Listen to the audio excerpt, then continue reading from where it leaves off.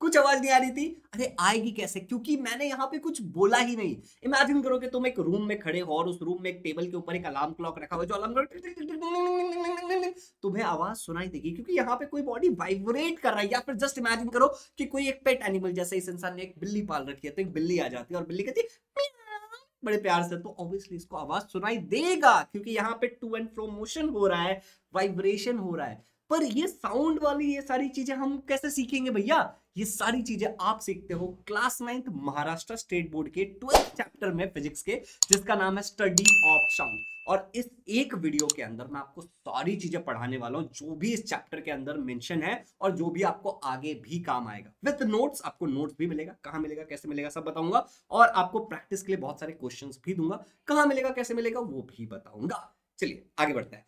Learners, मेरी बात बहुत ध्यान से सुनना। अगर हम इस चैप्टर की बात करें स्टडी ऑफ साउंड की, तो आपके बुक में ऐसा लिखा हुआ है कि आप sound waves, velocity of sound, reflection of sound, Audible, infra and ultrasound and human ear के बारे में पढ़ते हो। बट अगर मेरी मानो, जब मैं नोट्स बना रहा था तो मैंने देखा इतने सारे पॉइंट्स है जो बच्चों को अगर हम नहीं सिखाते हैं तो बच्चों को बहुत सारी चीजें नहीं आती है। तो इन सारी चीजों के बारे में हम बात करने वाले हैं। अब आपके मन में एक बड़ा सिंपल सा सवाल आ रहा होगा कि भैया अगर एग्जाम में पूछ लेते हैं कि डिफाइन साउंड, कि साउंड क्या होता है, तो मैं क्या लिखूंगा भैया? सुन मेरी बात, क्या लिखेगा, ध्यान से सुन।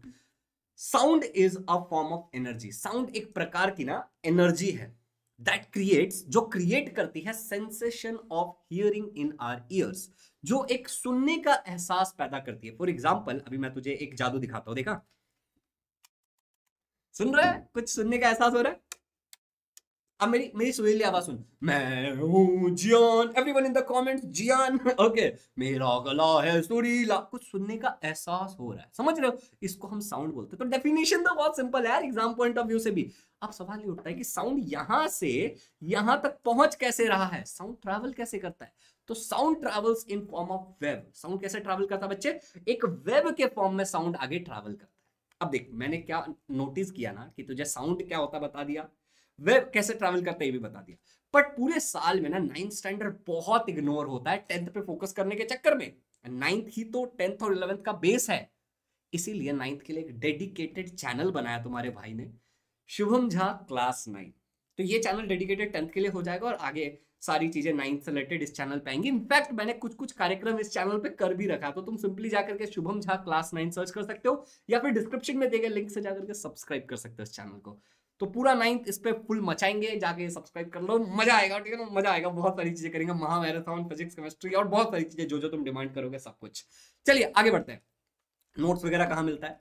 अक्सर नोट्स टेलीग्राम चैनल पे बच्चों को मिल जाता है, क्लास 9 शुभम करके तुम सर्च कर सकते हो या फिर डिस्क्रिप्शन में लिंक रहेगा, या फिर तुम हमारे एप्लीकेशन को डाउनलोड कर सकते हो, जो कि सबसे सिंपल और सेफ तरीका है नोट्स मिलने का। तो एप्लीकेशन का कैसा है कि ये हमारा एप्लीकेशन है, इजी लर्निंग नाम है उस एप्लीकेशन का। जब आप इस एप्लीकेशन पे जाओगे, मेरी बात ध्यान से सुनना थोड़ा सा, जब आप इस एप्लीकेशन पे जाओगे तो आपको कुछ इस प्रकार का इंटरफेस दिखेगा साइन अप वगैरह, रजिस्टर वगैरह करने के बाद। प्री मटेरियल के अंदर जाना, वहां पे क्लास 9 का डेडिकेटेड आपको चीजें दिखेंगी, उसके अंदर जाना, उसमें नोट्स मिल जाएगा, सिंपल, डाउनलोड कर लो, काम हो जाएगा। इसके अलावा एक व्हाट्सएप चैनल है जिसपे अगर आप चाहते हो कि कोई भी अपडेट हो, कोई भी छोटी मोटी बात हो तो आपको पता चले, तो इस चैनल को ज्वाइन कर लेना, इसका लिंक डिस्क्रिप्शन में। अब पढ़ाई को शुरू करते हैं ना भाई, कि पढ़ाई क्या है। मैंने कहा कि साउंड एक प्रकार की एनर्जी है जो आपके कानों में सुनने का एहसास पैदा करती है। मैंने कहा कि साउंड एक वेव की तरह ट्रैवल करता है। अब जब मैं अपने लाइव क्लासेस में, जो हमारे बहुत सारे लाइव क्लासेस होते हैं इजी लर्निंग में, और जब मैं ऑफलाइन ऑनलाइन पढ़ाते हुए जब बच्चों को बोलता हूँ कि साउंड एक प्रकार का वेव से फॉर्म में ट्रैवल करता है, तो वो क्या कहते हैं, वेव मतलब सी वेव, क्या सी वेव के फॉर्म में ट्रैवल करता है क्या? तो इसका जवाब है हाँ भी ना भी, बट प्रश्न ये है does sound travel like a sea wave, एक बच्चे ने मुझसे पूछा। एंड अब ध्यान से सुनना कि वेब और पल्स दो अलग चीजें होती है। तुम लोग पल्स वो खाने वाला पल्स नहीं, ऑब्वियसली वो वाला पल्स नहीं, मैं समझाता हूं। देख, यहां पे इमेजिन कर कि एफ मतलब है फोर्स, ओके, एफ मतलब है फोर्स, और ये 3 बॉल्स रखे हैं। बॉल का नाम हमने क्या रख दिया, 1 2 एंड 3, इन बॉल्स का नाम है। अब मैं यहां पे फोर्स लगाता हूं पहले बॉल पे, मैंने क्या किया, सिंगल डिस्टर्बेंस क्रिएट किया, एक बॉल पे धक्का मारा, पहले वाले बॉल ने दूसरे वाले बॉल को धक्का मारा, और दूसरे वाले बॉल ने तीसरे वाले बॉल को धक्का मारा, इसने उसको, उसने उसको। डिफाइन करते हैं इसको फिजिक्स के लिए कि अ सिंगल डिस्टर्बेंस, एक सिंगल डिस्टर्बेंस ट्रैवल कर रहा है एक मीडियम के थ्रू, मतलब ये बॉल्स के थ्रू, इसको हम पल्स बुलाते हैं। सिंपल भाषा में, एकदम सिंपल रख, इसको ज्यादा कॉम्प्लिकेटेड मत कर, सिंगल डिस्टर्बेंस को हम पल्स बुलाते हैं। अब दूसरा केस इमेजिन कर कि फोर्स कंटिन्यूसली लगाया जा रहा है, पहला बॉल दूसरे पे, दूसरा बॉल तीसरे पे, एंड ये चलता जा रहा है कार्यक्रम, एक दूसरे पे फोर्स लगाया जा रहा है। रुक जा, थम जा, कंटिन्यूस, ठीक है ना, कंटिन्यूस फोर्स जा रहा है। डिफाइन कैसे करेंगे, सुन ध्यान से। A continuous disturbance travelling through a medium is called as wave. एक कंटिन्यूस डिस्टर्बेंस है, तो ऐसे इमेजिन करना कि एक समुद्र है या फिर एक बाल्टी पानी है, उसमें तूने पत्थर मार दिया, continuous disturbance, pulse pulse pulse, बहुत सारे पल्स, मतलब बहुत सारे वेव क्रिएट हो रहा है। समझ रहा तू वेव क्या होता है? Getting it? चल अब आगे बढ़ते हैं, थोड़ा सा आगे बढ़ते हैं। यहां तक बेसिक एकदम फंडामेंटल क्लियर हो गया तेरा, एकदम फंडामेंटल क्लियर हो गया। साउंड क्या होता है, साउंड कैसे ट्रैवल करता है, और वो चीज होता क्या है, कंटिन्यूअस डिस्टर्बेंस। अगर तेरे से कोई पूछे, लाइक लेट्स से तेरा ओरल एग्जाम है और तुझसे कोई पूछता है कि एक बात बता बेटा, बता एक बात बता कि वेव क्या होता है, तो फट से बोलना डिस्टर्बेंस इन अ मीडियम। क्या बोलेगा? Disturbance in a medium. Comment में लिख दे बेटा, डिस्टर्बेंस इन अ मीडियम, ठीक है। अब ध्यान से सुन, आगे ध्यान से सुन मेरी बात। वेव के टाइप क्या होते हैं? हो सकता है तुझसे सवाल पूछा जाए, वेव के टाइप क्या होता है। अब ये सारी चीजें अपन ने पहले भी पढ़ा है, यहां पे मैं एक रिवीजन के तौर पे तुझे समझाने की कोशिश करता हूं। दो प्रकार का मेन वेव होता है। अगर ऐसे अपन ऊपर, अगर मैं ऐसे ऐसे करता हूं ना कि ऊपर अगर मैं वेव लिख देता हूं, ओके, तो दो प्रकार के होगा। मैकेनिकल वेव होगा एक। मैकेनिकल वेव क्या होता है? जिसको एक मटेरियल चाहिए होता है आगे ट्रैवल करने के लिए। इस ट्रैवल को कई बुक्स में तुझे प्रोपोगेशन भी लिखा हुआ मिलेगा कि आगे प्रोपोगेट करने के लिए, आगे बढ़ने के लिए, ट्रैवल करने के लिए एक मीडियम चाहिए होता है। ये मीडियम क्या होगा? Solid, liquid, gas. सही है ना, सॉलिड, लिक्विड या गैस होगा। दूसरा जो वेव होता है वो होता है इलेक्ट्रोमैग्नेटिक वेव। इलेक्ट्रो का मतलब है कि इसके अंदर कुछ इलेक्ट्रिसिटी वाली चीजें हैं और कुछ मैग्नेटिक वाली चीजें, चुंबक। ये क्या होता है? इसको कोई मीडियम नहीं चाहिए ट्रैवल करने के लिए, डजंट रिक्वायर्ड एनी मीडियम। इसका बेस्ट एग्जांपल है लाइट। लाइट क्या है? कि इलेक्ट्रोमैग्नेटिक वेव है। देखना, हमारा जो लाइट है वो जब सन से आता है, मैं इधर तुझे बड़े स्क्रीन पे, बड़े पर्दे पे आगे समझाता हूँ। सन से जब हमारा लाइट आ रहा है तो ऊपर क्या है? पूरा खाली है, स्पेस आ रहा है, ट्रैवल करके आ रहा है, वो भी एक प्रकार का वेव है, इलेक्ट्रोमैग्नेटिक वेव। समझा? चल, लाइट के बारे में तूने पढ़ा है वैसे पिछले चैप्टर में, राइट? नहीं पढ़ा तो देख लेना यूट्यूब पे। अभी पहले अपना जो टोटल बात है वो इसके ऊपर चलने वाला है, साउंड के ऊपर, और साउंड एक मैकेनिकल वेव है। अब एक छोटी सी जानकारी यहां पे देता हूं, sorry for that delay, but बहुत जरूरी है कि हमारा एक यूट्यूब चैनल है जिस पे अभी तू वीडियो देख रहा है, शुभम झा। इसमें वन शॉट में सारे चैप्टर्स मैंने अपलोड किए थे, बहुत सारे बच्चों ने देखा भी है भाई, ओके। और आगे के सारे चैप्टर मैं अपलोड कर दूंगा। इसके अलावा अगर तुम देखोगे ना तो इसी चैनल पे, मेरे लाल मेरे पीले, इसी चैनल पे मैंने 18 के 18 चैप्टर्स एक बार पढ़ा रखे हैं, ओके। तो यहाँ पे तुम जाओगे तो तुम्हें क्लास 9 पूरा साइंस दिख जाएगा, पूरे 18 चैप्टर्स है। तो पढ़ाई में कोई दिक्कत नहीं, बस एक बार फिर से नए अंदाज में पढ़ाने की कोशिश कर रहा हूँ। लाइक तुम मेरे छोटे भाई बहन हो, जैसा मैं अपने छोटे भाई बहन को पढ़ाता हूँ उस तरीके से पढ़ाने की कोशिश कर रहा हूँ। तो चलो देखते हैं कैसा रहता है, ठीक है। आगे बढ़ते हैं, ठीक है ना। मजा आ रहा है, मतलब बहुत मजा आएगा तुमको, ठीक है ना। थोड़ा इंगेजिंग बनाना है इसको, जो जो मैं पूछूंगा उसको कमेंट्स में लिखते चले जाना, और अपन वन शॉट में खत्म करेंगे इस चैप्टर को, बढ़िया। अब प्रश्न उठता है कि मैकेनिकल वेव क्या है, ओके। समझ, मैकेनिकल वेव जो है उसको क्या चाहिए? नहीं चाहिए, मीडियम नहीं चाहिए। साउंड एक मैकेनिकल वेव है, और ये दो प्रकार के होते हैं, फर्दर ये दो प्रकार के होते हैं। तो ऐसे हो गया कि वेव जो है वो दो प्रकार के हुए, और इसके अंदर जो मैकेनिकल वाले हैं ये भी फर्दर दो प्रकार के। सॉर्टेड है? चल अभी ध्यान से सुन मेरी बात, ओके। मैकेनिकल वेव में जो पहला आता है वो लॉन्जिट्यूडनल वेव है, लॉन्जिट्यूडनल, और दूसरा वाला जो होता है उसको बोलते हैं ट्रांसवर्स वेव। अभी ये जो है ना बेटा, ये है ग्राफ, ध्यान से सुन ले, ये है ग्राफ। ये ग्राफ के फॉर्म में मैं रिप्रेजेंट कर रहा हूं, देख रहे, टाइम दिया इधर, इधर डिस्प्लेसमेंट दे देंगे अपन, ठीक है ना। तो ये क्या है? ये ग्राफ है। और ये जो लॉन्जिट्यूडनल वेव है, देख ले मेरी बात, ध्यान से सुन मेरी जान, ये जो लॉन्जिट्यूडनल वेव है ये पैरेलल टू द मीडियम जाता है, पैरेलल टू द मीडियम, और ये जाता है परपेंडिकुलर टू द मीडियम। भैया याद कैसे रखेंगे? देखना, पैरेलल में एल आता है, पैरेलल में एल आता है, इधर एल, इतना याद रखना बहुत अनिवार्य है, बहुत इंपॉर्टेंट है। और ट्रांसवर्स का टी परपेंडिकुलर जैसा लग रहेगा, इतना याद रहेगा। अभी डिटेल में तेरे को ना मैं विजुअलाइज कराता हूं, मस्त विजुअलाइज कराता हूं। ये देख, ऊपर वाला है तेरा लॉन्जिट्यूडनल वेव, नीचे वाला है तेरा ट्रांसवर्स वेव। मैं थोड़ा चैनकुली की मैनकुली हो जाता हूं, देख रहा है? ध्यान से देख फोटो, कुछ समझ आ रहा है? बोलेगा कुछ नहीं समझ आ रहा है, ग्राफ है, ऊपर क्या है, कुछ तो है। बहुत डिटेल में अपन घुसेंगे, एक एक लाइन, एक एक वर्ड के बहुत डिटेल में जाएंगे, पर अभी यहाँ पे ध्यान से देख, अभी ये एनिमेशन देखा। लॉन्जिट्यूडनल वेव में अगर तू देखेगा ना तो ऐसा इकट्ठा, कुछ तो ऐसा इकट्ठे हो जाती है चीजें, और फिर ऐसा खाली खाली सा आता है। क्या होता है ये खालीपन, क्या होता है इकट्ठा, वो मैं बताऊंगा। जैसे तुझे डार्क पैटर्न्स दिख रहे होंगे, एक रेड कलर का लाइन है जो डार्क पैटर्न में आ रहा है, फिर लाइट पैटर्न में आ रहा है, तू दिख रहा है। और यहां पे अगर तू देखेगा ट्रांसवर्स वेव में, मतलब तू ऐसे इमेजिन कर कि कोई ऐसे ट्रैवल कर रहा है, parallel to the medium. Parallel to the medium मतलब यहां पे समझ कि ये वेव इस तरफ जा रहा है, समझ रहा है, और वो उसके पैरेलल जा रहा है, ये भी इस तरफ जा रहा है, देख रहा है तू? ये हो गया लॉन्जिट्यूडनल वेव। अब जरा ट्रांसवर्स वेव के नीचे नीचे नजर डाल, नीचे नजर डाल, यहां पे तू देखिएगा तो ये लाइन मैंने बना दिया है। अब ये जो रेड वाला बॉल है हमारा, ये हमारा पार्टिकल है, ओके, और वेव की एनर्जी आगे जा रही है, लेकिन हमारा जो पार्टिकल है भाई साहब देख वो कहाँ है, ये रेड वाले लाइन पे रह रहा है, देख रहा मैजिक देख रहा है तो, मतलब पार्टिकल वहीं के वहीं है लेकिन वेव आगे जा रहा है, वेव ऑब्वियसली आगे जा रहा है, वेव की एनर्जी आगे जा रही है, ठीक है ना, लेकिन ये जो पार्टिकल है वहीं के वहीं है, परपेंडिकुलर टू द मीडियम, जो डॉटेड वाले लाइन है इसके ऊपर ऐसा 90 डिग्री बना रहा है, देख रहा तू, ये होता परपेंडिकुलर टू द मीडियम। अगर पहली बार ऐसी चीजें कुछ समझ आई है, पहली बार ऐसा कुछ चमका है ना, तो नीचे कमेंट में लिख दे मजा आ रहा है, मतलब लिख दे कमेंट में मजा आ रहा है, शेयर कर इसको सभी के साथ।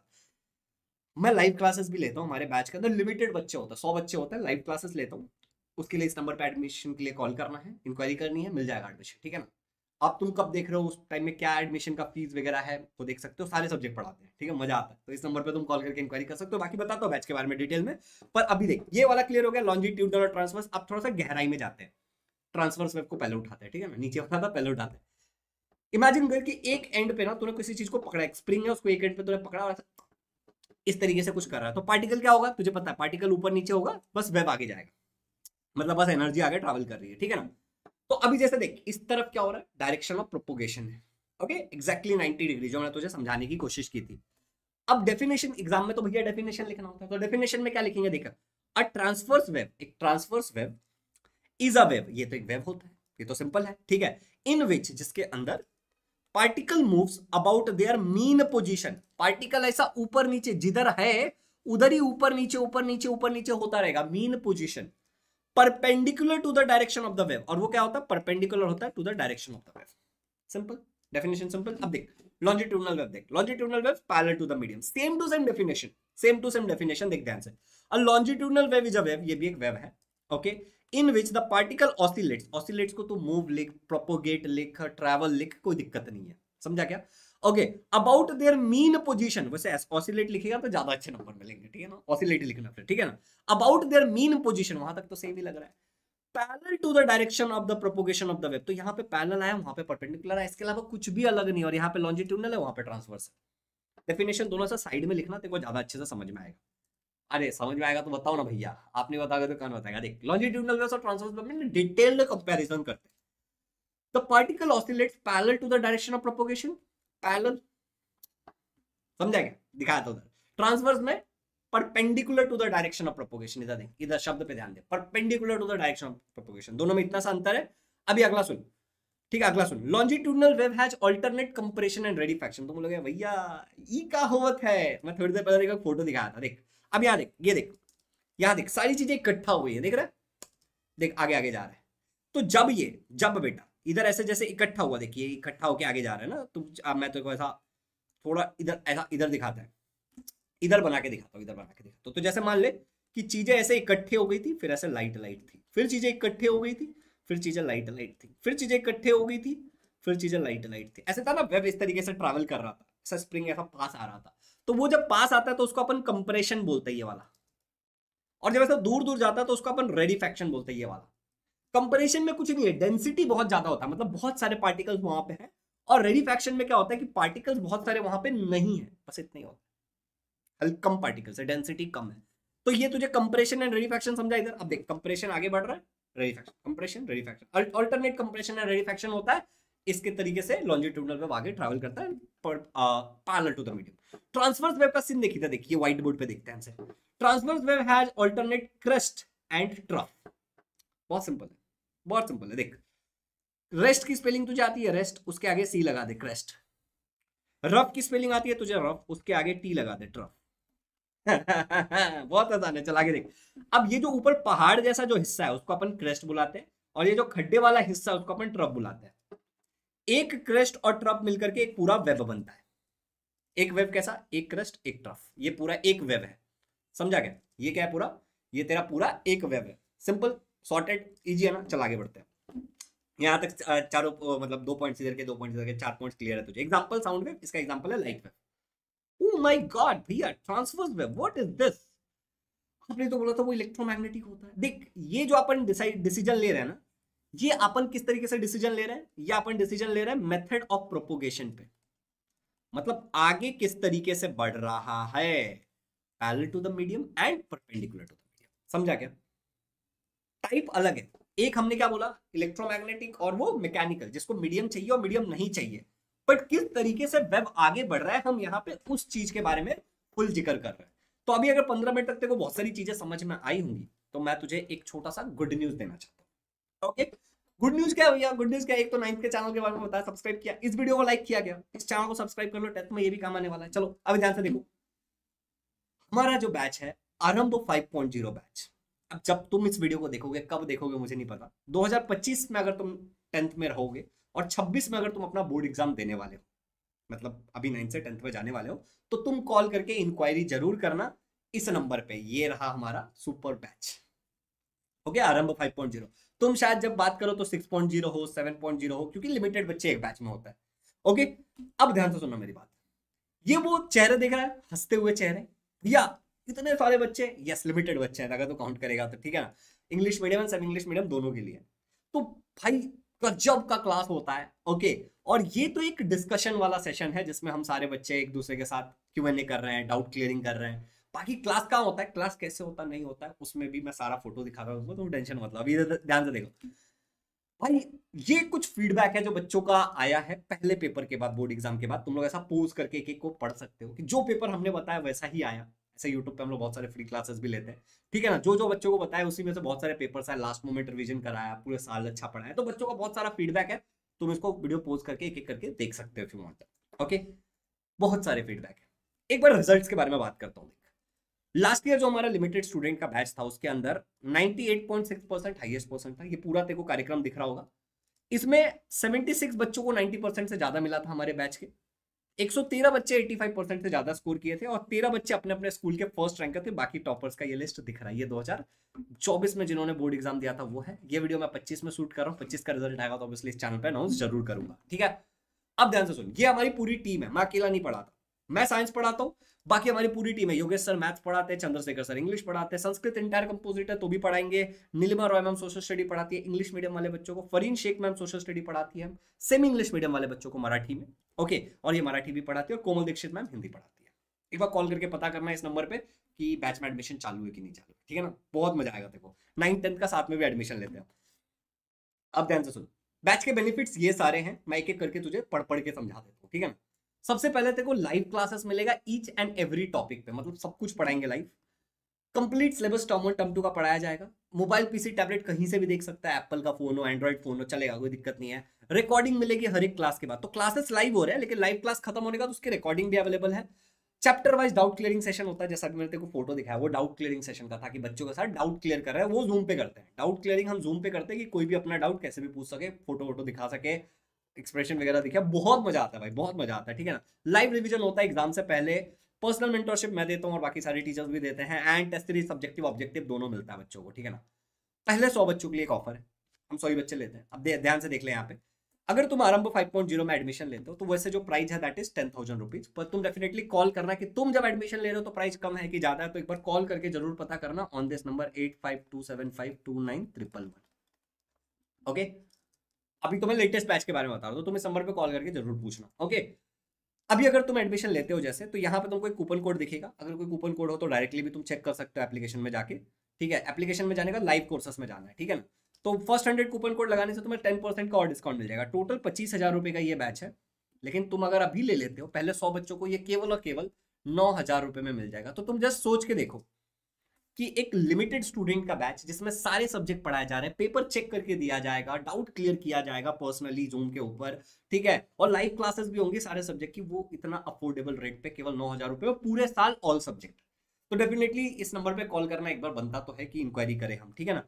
चलिए, आप पे ऑनलाइन तब करोगे जब आप सेम फोन से कर रहे हो, या फिर स्कैन क्यूआर भी कर सकते हो। बाकी हमारा एक और क्यूआर कोड है, इस पे भी आप पेमेंट कर सकते हो। ये नंबर पे इंक्वायरी के लिए कॉल कर सकते हो, स्क्रीनशॉट वगैरह यहाँ पे भेज सकते हो। फ्रीक्वेंटली आस्क्ड क्वेश्चन है कुछ, वो मैं बताता हूँ। पहला है कि भैया किसको ये बैच ज्वाइन करना चाहिए। भाई ये बैच उसको ज्वाइन करना चाहिए जो महाराष्ट्र स्टेट बोर्ड में है, इंग्लिश मीडियम है, सेमी इंग्लिश मीडियम से, क्लास 10th में 90% से ज्यादा नंबर लाना चाहता है, सीरियस है पढ़ाई को लेकर के। क्लासेस लाइव होंगी कि रिकॉर्डेड होंगी, तो सारे क्लासेस लाइव होंगी, ठीक है ना। सारे के सारे क्लासेस लाइव होंगी, और जैसे लाइव क्लास खत्म हो जाता है पुत्र, ध्यान से देख ले, जैसे लाइव क्लास खत्म हो जाता है उसके बाद उसकी रिकॉर्डिंग भी मिलेगी, ओके। देखिए यहाँ पे दिखा देता हूँ, लाइव क्लासेस होंगी सारे के सारे, ओके, सारी क्लासेस लाइव होंगी और एक बार वो खत्म हुई तो उसकी रिकॉर्डिंग भी मिलेगी। नेक्स्ट है क्लासेस ऐप पे होंगी कि यूट्यूब पे होंगी, तो सारे क्लासेस हमारे अपने एप्लीकेशन पे होती है, यूट्यूब पे नहीं होती है। ये इजी लर्निंग के ऐप पे और हमारे वेबसाइट पे होती है। एप्लीकेशन पे कुछ ऐसा दिखता है, आप देख लीजिए, ना तो जूम है ना तो यूट्यूब है। ओके, हमारे एप्लीकेशन पे ये रहता है डाउट क्लियरिंग, हम जूम पे लेते हैं जहां पे आप डाउट्स वगैरह क्लियर कर सकते हो। और ये रेज हैंड का फीचर है, इसमें वॉइस चैट करके अपने डाउट पूछ सकते हो। बाकी चैट का भी ऑप्शन है, पोल जो अभी मैं ले रहा हूँ वो पोल बहुत इंगेजिंग हो जाता है वहां पे, ठीक है ना। तो बहुत मजा आता है लर्नर्स। प्राइस जो भैया आपने बोला 9,000 रुपीज, वो कितने दिनों के लिए है, कॉल करके पता करना, क्योंकि ये वीडियो कौन कब देख रहा है मुझे नहीं पता। सबसे बढ़िया वैसे ये ऑल सब्जेक्ट का फुल ईयर का है, तो आपको अराउंड 8,000 तक जाता है प्राइस, से 12,000 के बीच में आपको एडमिशन मिल जाएगा मोस्टली, ठीक है ना। बढ़ भी सकता है, कई बार ये 15,000 भी हो सकता है, बट इसके रेंज में ही एडमिशन तो मिल जाना चाहिए, ठीक है। तो आप कॉल करके डेफिनेटली पता करना, आपके जो भी क्वेश्चंस होंगे उसका आंसर मिल जाएगा, ठीक है ना। कॉल करके पता करना इस चीज के बारे में, ठीक है। चलिए, तो ये नंबर है जिस पे आप कॉल करके पता कर सकते हो, ईमेल वगैरह भेज सकते हो। अभी बैच के बारे में सब समझ आ गया, ये नंबर है, नोट कर ले, स्क्रीनशॉट ले ले, पेरेंट्स से बात करवा लेना अगर पेरेंट्स को कोई सवाल हो तो। अभी ध्यान से सुन, क्वेश्चन यही जब हम एप्लीकेशन पे पूछते तो बच्चे वोट कर पाते और लीडर बोर्ड दिखता है। ओके, अभी इधर तो तुमको कमेंट में आंसर देना है। पहला सवाल है, sound is produce by dash source, heating source, solid source, vibrating source या नन ऑफ दिस। अगर तुमने ध्यान से सुना होगा तो तू कमेंट्स में जवाब दे सकता है इसका। Sound travels in form of force, pulse, momentum, wave. क्या है इसका आंसर, नीचे कमेंट में देना है, ठीक है ना। कैसे दोगे कि सेकंड, और लेट्स से इसका आंसर वेव है तो आप लिखोगे वेव। गॉट इट, इस तरीके से आंसर दोगे। अगर यहां तक सारी चीजें क्लियर है, एकदम क्रिस्टल क्लियर है, तो आप ध्यान से कुछ चीजों को देख। जैसे मान लीजिए एक स्पीकर है, ओके, ये एक स्पीकर है और स्पीकर गाना गा रहा है, धूम धूम धूम धूम। ये कौन सा गाना होता है, तो कोई तो गाना मान ले। अब जब ये स्पीकर ऐसे करता है तो आसपास में यहाँ पे क्या था, एयर था, मान ले एयर के पार्टिकल्स ऐसे। ओके, एक ग्राफ बनाते हैं, मतलब एक ऐसा बनाते हैं चीजों की क्लैरिटी के लिए, विजुअलाइज करने के लिए। अब यहाँ पे देख पार्टिकल्स क्या हो रहा है, ऐसा पास आ रहे हैं, देख रहे हैं पार्टिकल्स ऐसा पास आ रहे हैं। ये पास जब आ रहे हैं और यहाँ पे डेंसिटी बहुत ज्यादा है, देखिए यहाँ पे क्या है, यहाँ पे डेंसिटी बहुत ज्यादा है, मतलब पार्टिकल्स कम जगह पे बहुत ज्यादा पार्टिकल्स है। यहाँ डेंसिटी ज्यादा है और यहाँ पे डेंसिटी कम है, यहाँ डेंसिटी कम है क्योंकि पार्टिकल्स यहाँ पे दूर दूर है। ओके, ज्यादा जगह पे कम पार्टिकल्स है। सिमिलरली कह सकते हैं कि यहाँ पे प्रेशर बहुत ज्यादा है, कह सकते हैं ना कि यहाँ प्रेशर बहुत ज्यादा है, सारे पार्टिकल्स एक दूसरे के पास है तो, और यहाँ प्रेशर कम है, तो ऐसे भी हम कह सकते हैं। तो यही वाली जो चीज होती है बेटा, ध्यान से सुन ले, एक मिनट इसको मिटाना पड़ेगा। ओके, ये देख, यही वाली जो चीज होती है इसको हम कंप्रेशन बोलते हैं। इस तरीके के जब पार्टिकल्स पास होती है, डेंसिटी ज्यादा होती है, और ये जो खालीपन सा होता है, मतलब जहां पे डेंसिटी प्रेशर कम होता है, इसको हम रेडिफैक्शन बोलते हैं। अच्छे से विजुअलाइज कर पाया, कंप्रेशन एंड रेडिफैक्शन। अगर हम इसको, ये जो डेंसिटी है या फिर जो प्रेशर है, उसको अगर मैं ग्राफ में बनाने जाऊं तो मेरा ग्राफ कुछ ऐसा दिखेगा कि कई बार हमारी जो डेंसिटी है वो बहुत ऊपर चली जाती है। पार्टिकल्स की डेंसिटी देख, यहाँ पे देख, ध्यान से देखना, ठीक है ना। देख, हाई बहुत ज्यादा है, ठीक है ना, प्रेशर या डेंसिटी बहुत ज्यादा है, कम हुआ, ओके, बहुत कम हुआ, ओके, फिर से यहाँ पे क्या होगा, धीरे धीरे बढ़ता चला जाएगा, घटता चला जाएगा। तो इस तरीके से ग्राफ बना सकते हैं हम कुल मिला के। ये एक ग्राफ है जो बता रहा है कि भाई डेंसिटी बहुत ज्यादा है, डेंसिटी बहुत कम है, मीन पोजीशन पे आ गया पार्टिकल। Got it. चलो आगे बढ़ता है, फिर से एक सवाल, तीसरा सवाल, इसका जवाब तू 3 लिख करके कमेंट्स में लिखेगा। Sound travels in the form of dash and dash, crest and trough, trough and rarefaction, compression and rarefaction, crest and compression. क्या है इसका आंसर? ओके, तुझे नीचे जवाब देना है तीसरे नंबर का सवाल। चौथा, कंप्रेशन और region of what, low density, low pressure, high density, high pressure, क्या है, नन। क्या है इसका जवाब? अब अगर यहां तक सारी चीजें एकदम क्रिस्टल क्लियर हो गई हैं, ऑलमोस्ट हम 20 मिनट से पढ़ रहे होते को, साउंड के बारे में, वेब के बारे में बहुत सारी जानकारी मिल चुकी है। अभी अपने को कुछ और पढ़ना है, अपन वेब के अंदर और घुसने वाले हैं, ठीक है ना। तो चलो थोड़ा और घुसते हैं। देख, हमने कहां तक पढ़ लिया, हमने यहाँ तक अभी खाली इंट्रोडक्शन और टाइप्स ऑफ वेब पढ़ाया मैंने तुझे, समझ रहा है कितना डिटेल में हम जा रहे हैं। अब अपन कैरेक्टरिस्टिक्स ऑफ वेब के ऊपर घुसने वाले, बट उससे पहले एक छोटी सी गुजारिश है कि अगर तुमने अब तक चैनल को सब्सक्राइब नहीं किया तो सब्सक्राइब कर लो। बहुत सारे लोग वीडियो देखते हैं तो बट सब्सक्राइब नहीं करते, और अगर अब तक शेयर नहीं किया तो डेफिनेटली शेयर करना इस वीडियो को, जिससे इस चैनल को ग्रोथ होगा। 9th के लिए जो डेडिकेटेड चैनल उसको भी सब्सक्राइब कर लेना है। चलिए, अभी अगला जो अपना टॉपिक है दैट इज रिलेशन बिटवीन, अच्छा ये थोड़ा गड़बड़ वाला टॉपिक खुल गया अचानक से, अपने को इधर रहना था कैरेक्टरिस्टिक्स ऑफ वेब पे। ओके, अपने को इधर रहना था, तो ये वाला क्वेश्चन हो गया कैरेक्टरिस्टिक्स ऑफ वेब। मतलब वेब की कैरेक्टरिस्टिक मतलब क्या बोलना चाह रहे हो भैया? कुछ कुछ टॉपिक्स, टर्म्स जो तुमने पहले भी पढ़ा है लोअर स्टैंडर्ड में, बस एक रिवीजन के तौर पे मैं वापस पढ़ा रहा हूं, फिर अपन आगे बढ़ेंगे, जो अपना 9th का टॉपिक है वो पढ़ेंगे। सबसे पहला तुमने पढ़ा होगा वेवलेंथ, लैम्बडा, ये जो सिंबल है ना इसको लैम्बडा बोलते हैं। अब देखिए यहाँ पे एक वेव है, ठीक है ना। वेवलेंथ मतलब क्या होता है? वेव की लंबाई। वेवलेंथ मतलब क्या होता है पुत्र? वेव की लंबाई, की वेव कितना लंबा है। पर इसके लिए हमें पता होना चाहिए कि एक वेव का मतलब क्या होता है। तो मान ले एक क्रस्ट, मैंने तुझे पहले भी बताया था, और एक ट्रफ, या फिर एक कंप्रेशन, एक रेडिफैक्शन, ये मिल करके क्या बनता है? एक वेब बनता है। तो एक क्रस्ट और एक ट्रफ के बीच की जो दूरी है उसको अपन क्या बोल रहे हैं? एक, बेसिकली हम बोल रहे हैं कि वेब बन रहा है। तो यहां पे मान ले क्रस्ट से क्रस्ट, या तो मान ले ट्रफ से ट्रफ। इस तरीके से सिंपल भाषा में अगर तुझे कोई पूछे कि एक वेवलेंथ कैसे बोलेगा, तो तू बोल देना क्रस्ट से क्रस्ट की दूरी या ट्रफ से ट्रफ की दूरी। Got it? हमेशा एक वेब में एक क्रस्ट एक ट्रफ आएगा ही आएगा, एक कंप्रेशन एक रेडिफैक्शन आएगा ही आएगा। बट एक क्रस्ट से क्रस्ट की दूरी लैम्डा, यानी कि वेवलेंथ, इसको लैम्डा रीड करते हैं, लैम्डा, ओके। या फिर ट्रफ से ट्रफ की दूरी, ऐसा हम बोल सकते हैं। कंप्रेशन से कंप्रेशन तक की, या फिर रेडिफैक्शन से रेडिफैक्शन तक की, इसको हम क्या बोलते हैं? वेव लेंथ बोलते हैं। The distance between two conjugative compression और two conjugative rarefaction is called as wavelength. It is measured in metre. Length है ना, लंबाई है ना, तो मीटर में मेजर करते हैं। क्लियर हुआ? अच्छा, अगला वाला सुन। एम्पलीट्यूड, ए से रिप्रेजेंट करते हैं। एम्पलीट्यूड का मतलब क्या होता है? ये बताता है कि साउंड कितना लाउड है। अभी जस्ट इमेजिन करना, ठीक है ना? समझ रहे हैं? Write down who in the chat, in the comment, sorry, मेरे को लाइव क्लास लेते लेते आदत हो गई बोलने की।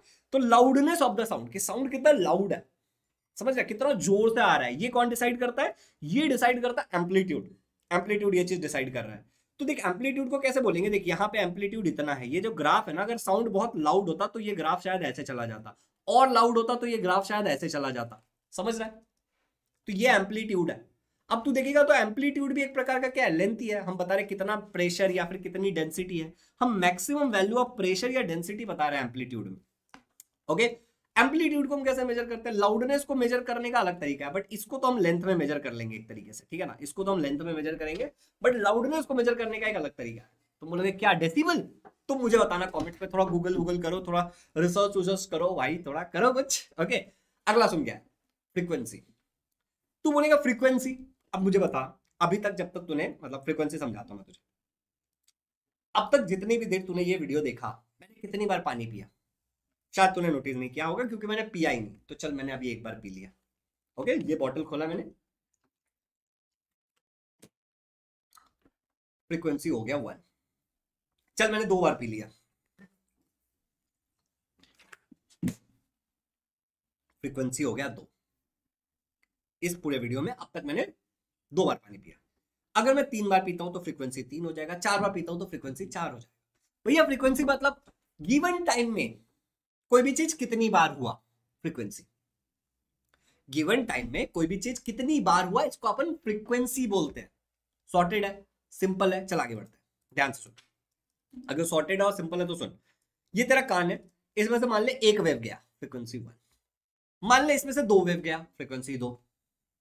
अगर 3 गया तो 3। समझ रहे हैं? The frequency of a sound wave की फ्रीक्वेंसी को हम डिफाइन करते हैं, is defined as the number of waves that passes from a fix point in a unit time.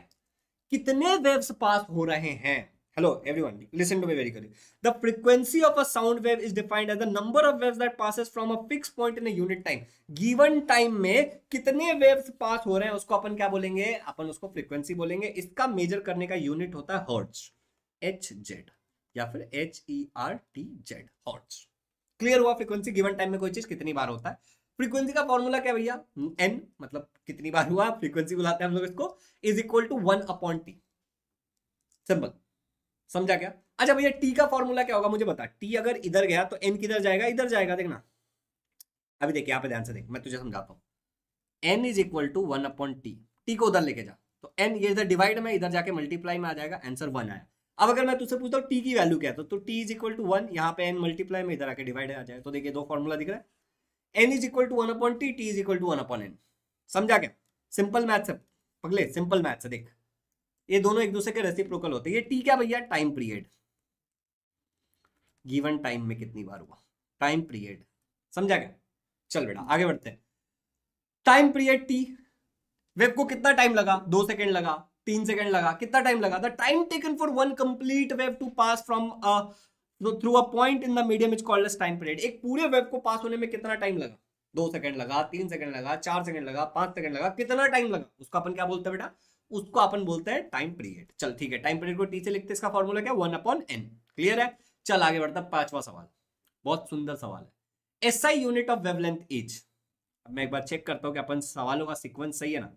सवालों का सीक्वेंस 4 के बाद 5। आप बिल्कुल सही जा रहे हैं, अपन बिल्कुल सही जा रहे हैं, अपन बिल्कुल सही जा रहे हैं।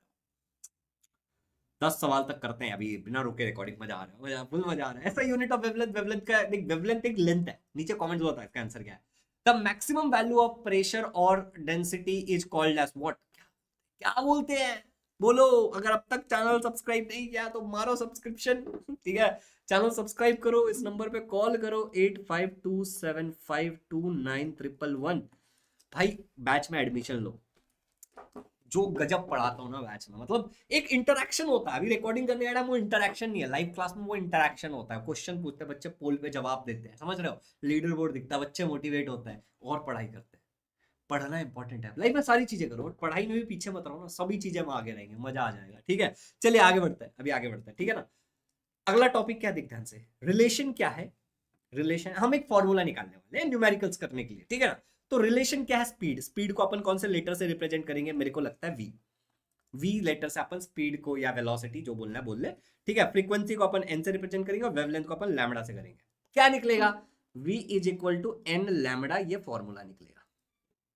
कैसे निकलेगा बताता हूं भैया। v क्या है, अरे सुन ना, v है तेरा स्पीड बोल ले या वेलोसिटी बोल ले, बात एक ही है, दोनों बोल सकता है, कोई दिक्कत नहीं। डायरेक्शन है तो वेलोसिटी, नहीं है तो स्पीड।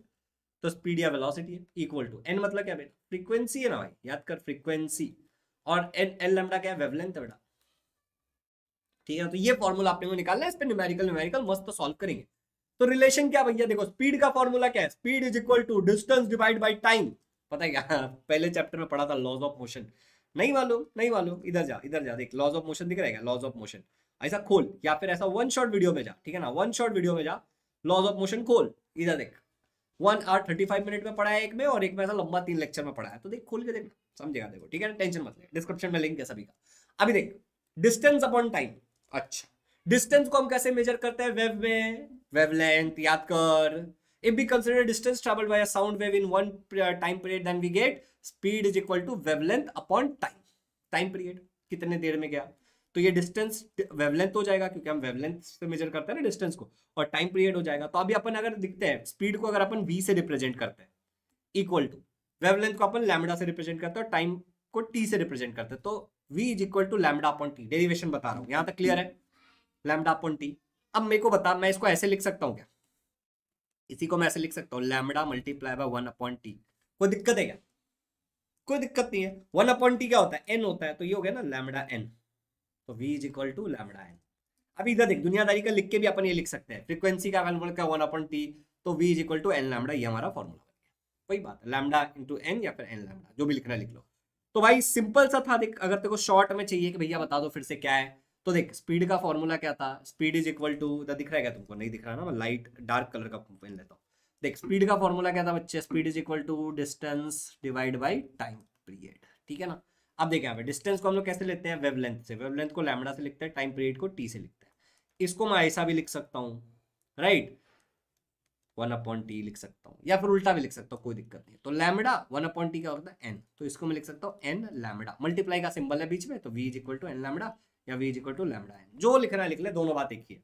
2 1 जा वी, और अधिक 3 इंटू 2 या 2 इंटू 3, आंसर सेम आएगा। Got it. चल बेटा आगे बढ़ते हैं। तो speed is equal to frequency into wavelength, ये हमारा बन गया। 7वां क्वेश्चन, वी का मतलब क्या है, अभी अभी बता, नीचे कमेंट्स में बता दो, पटक से बता दो। चलो, अगर यहाँ तक सारी चीजें क्लियर है, तो अभी थोड़ा सा और हम लोग थोड़ी छोटी छोटी सी बातें करते हैं, कैरेक्टरिस्टिक्स ऑफ साउंड। तुम बोलोगे भैया इससे पहले वाला जो पॉइंट स्टार्ट किया था, ये भी कुछ वही था ना, कैरेक्टरिस्टिक ऑफ अ साउंड, नहीं, characteristics of a wave. Upon wave की बात कर रहे थे, अपन ने वेवलेंथ के बारे में बात किया था, एम्पलीट्यूड के बारे में बात किया था, फ्रीक्वेंसी के बारे में बात किया था, और अपन ने टाइम पीरियड के बारे में बात किया था, याद कर। फिर तेरे को मैंने रिलेशन बताया, v is equal to N lambda, और अब मैं तुझे क्या बता रहा हूँ, अब मैं तुझे बता रहा हूँ कैरेक्टरिस्टिक्स ऑफ साउंड, आवाज की कैरेक्टरिस्टिक के बारे में बता रहा हूँ। भैया ये इंपॉर्टेंट है, सुन लेना, सुनने में क्या जा रहा है थोड़ा दिमाग में रहेगा ना। एक तो एम्पलीट्यूड, एम्पलीट्यूड क्या डिसाइड करता है, लाउडनेस ऑफ द साउंड, ये वेव की एक कैरेक्टरिस्टिक है, साउंड वेव के फॉर्म में ट्रैवल करता है, और एम्पलीट्यूड डिसाइड करता है कि आवाज कितना भारी या हल्का है, ठीक है। एम्पलीट्यूड इज लेस तो साउंड कैसा होगा, सॉफ्ट होगा, देखना कैसे हो आप लोग, ठीक है ना। अगर एम्पलीट्यूड ज्यादा है तो कैसे हो आप लोग समझ रहा है मेरी बात, समझ रहा है मेरी जान, कितना सिंपल है। चल आगे बढ़ते हैं, ठीक है ना। दूसरा है पिच। तुम लोग पिच क्या होता है? पिच बताता है shrillness of a sound. Pitch क्या बताता है? श्रिलनेस ऑफ अ साउंड, कि साउंड कितना पतला है। ओके, अब यहां पे ध्यान से देख, शॉर्टर द वेवलेंथ, अगर वेवलेंथ छोटे हैं, मतलब देख ना यहां से यहां तक एक वेवलेंथ खल्लास, छोटा वेवलेंथ है, तो उसकी फ्रीक्वेंसी ज्यादा होगी। देख छोटा है तो बहुत बार होगा, नंबर ऑफ टाइम्स ज्यादा होगा इतने डिस्टेंस को ट्रैवल करने के लिए। वहीं पे अगर बड़ा वेव है तो इतने में ही ट्रैवल कर लेगा। समझा क्या? दो ही वेव में खल्लास। समझा? तो अगर वेवलेंथ कम है, फ्रीक्वेंसी ज्यादा है, तो पिच क्या होगी? हाई होगी। तो वैसा फट फट फट फट फट फट फट साउंड सुनाई देगा लगातार। ओके, अब यहां पे देख, अगर अगर अगर अगर वेवलेंथ छोट बड़ा है, जैसे यहां देख बड़ा वेवलेंथ, तो क्या होगा? फ्रीक्वेंसी घट हो जाएगी, कम वेव्स होंगे ना, फ्रीक्वेंसी मतलब कम वेव्स होंगे, ठीक है। तो साउंड क्या होगा? पिच बहुत कम होगा। जैसे जिए तो जिए कैसे, अब वहीं पे दूसरा सुन ले यहाँ पे, आज की बॉडी मेरी तरफ से मेरी, दैट समझ रहे, एक shrillness of the sound, sound का वो क्वालिटी डिसाइड कर रहा है एक तरीके से, ठीक है ना। नेक्स्ट क्या भाई, जनरली जो फीमेल होती है उनकी बहुत हाई पिच होती है। हाई पिच का मतलब हमने क्या समझा था? हाई पिच का मतलब हमने क्या समझा था? फटाफट फटाफट फटाफट फटाफट फटाफट फटाफट फटाफट, ये वाला। और लो पिच का मतलब क्या समझा था? कि धीरे धीरे आता है, ठीक है, ठहराव होगा मेल के वॉइस में, ठीक है ना, लो पिच होगा, ठीक है। अब एक और होता है टिम्बर। तुम लोग ये टिम्बर क्या है? टिम्बर लकड़ी है क्या? नहीं नहीं नहीं, टिम्बर एक्सप्लेन करता है क्वालिटी ऑफ साउंड, के साउंड की क्वालिटी कैसी है। हर इंसान की आवाज अलग होती है क्योंकि उनका टिम्बर अलग होता है। जैसा मैं बोल रहा हूं तो तुम डिस्टिंग्विश कर लोगे, तुम्हारी मम्मी बोल रही है या पापा बोल रहे हैं, इसके आवाज में अंतर होगा। Hence even if two person speaks, अगर दो लोग भी बोलते हैं, सेम एम्पलीट्यूड होगा, सेम पिच होगा, फिर भी उनकी आवाज अलग होगी क्योंकि उनका टिम्बर अलग होता है। ओके, तुमने ये भी सुना होगा टोन, पहले के फोन में क्या होता था? टोन होता था, रिंग टोन सुना था तुमने? टोन। तो अगर साउंड की एक सिंगल फ्रीक्वेंसी है तो उसको हम टोन बोलते हैं, मतलब एक ही फ्रीक्वेंसी में चल रहा है। और अगर अब माइनर डायटोनिक, मेजर डायटोनिक, ऐसा मतलब आवाज होता है कि कुछ सैडनेस को दिखाता है, पुराने टाइम में दिखाया जाता था। मेजर डायटोनिक्स आज के टाइम में इस्तेमाल किया जाता है, हैप्पीनेस को दर्शाता है, ठीक है ना। फिर आता है नोट, तुमने सुना होगा म्यूजिकल नोट्स। ओके, तो ये नोट्स का मतलब क्या होता है? जब मिक्सचर ऑफ डिफरेंट फ्रीक्वेंसीज होता है, मतलब बहुत सारे फ्रीक्वेंसी को मिला जुला दिया। ये सब मैंने तुमको ना थोड़ा बहुत एक्स्ट्रा भी बताया है, कुछ कुछ, ठीक है ना। बहुत सिंपल है, हमने एकदम सिंपल रखने की कोशिश की है, ठीक है। चलिए अब अपन आगे बढ़ते हैं और अपन बात करते हैं 8वें प्रश्न के बारे में। क्या एक्सप्लेन करता है shrillness of a sound? Tone, note, timber, pitch, क्या करता है? Shrillness, sound of a single frequency. अगर सिंगल फ्रीक्वेंसी है तो उसको क्या बोलते हैं? टोन बोलते हैं, नोट बोलते हैं, टिम्बर बोलते हैं, पिच बोलते हैं। कमेंट में बता दो। और अगला सवाल है, the loudness of a sound depends upon amplitude, quality, density या फिर वेवलेंथ। क्या है इसका जवाब? यहां तक क्लियर है? कमेंट्स में सारे जवाब बता दिए। देखो हमने काफी सारे पॉइंट्स निपटा दिए ऊपर का, 1 2 3 4 5।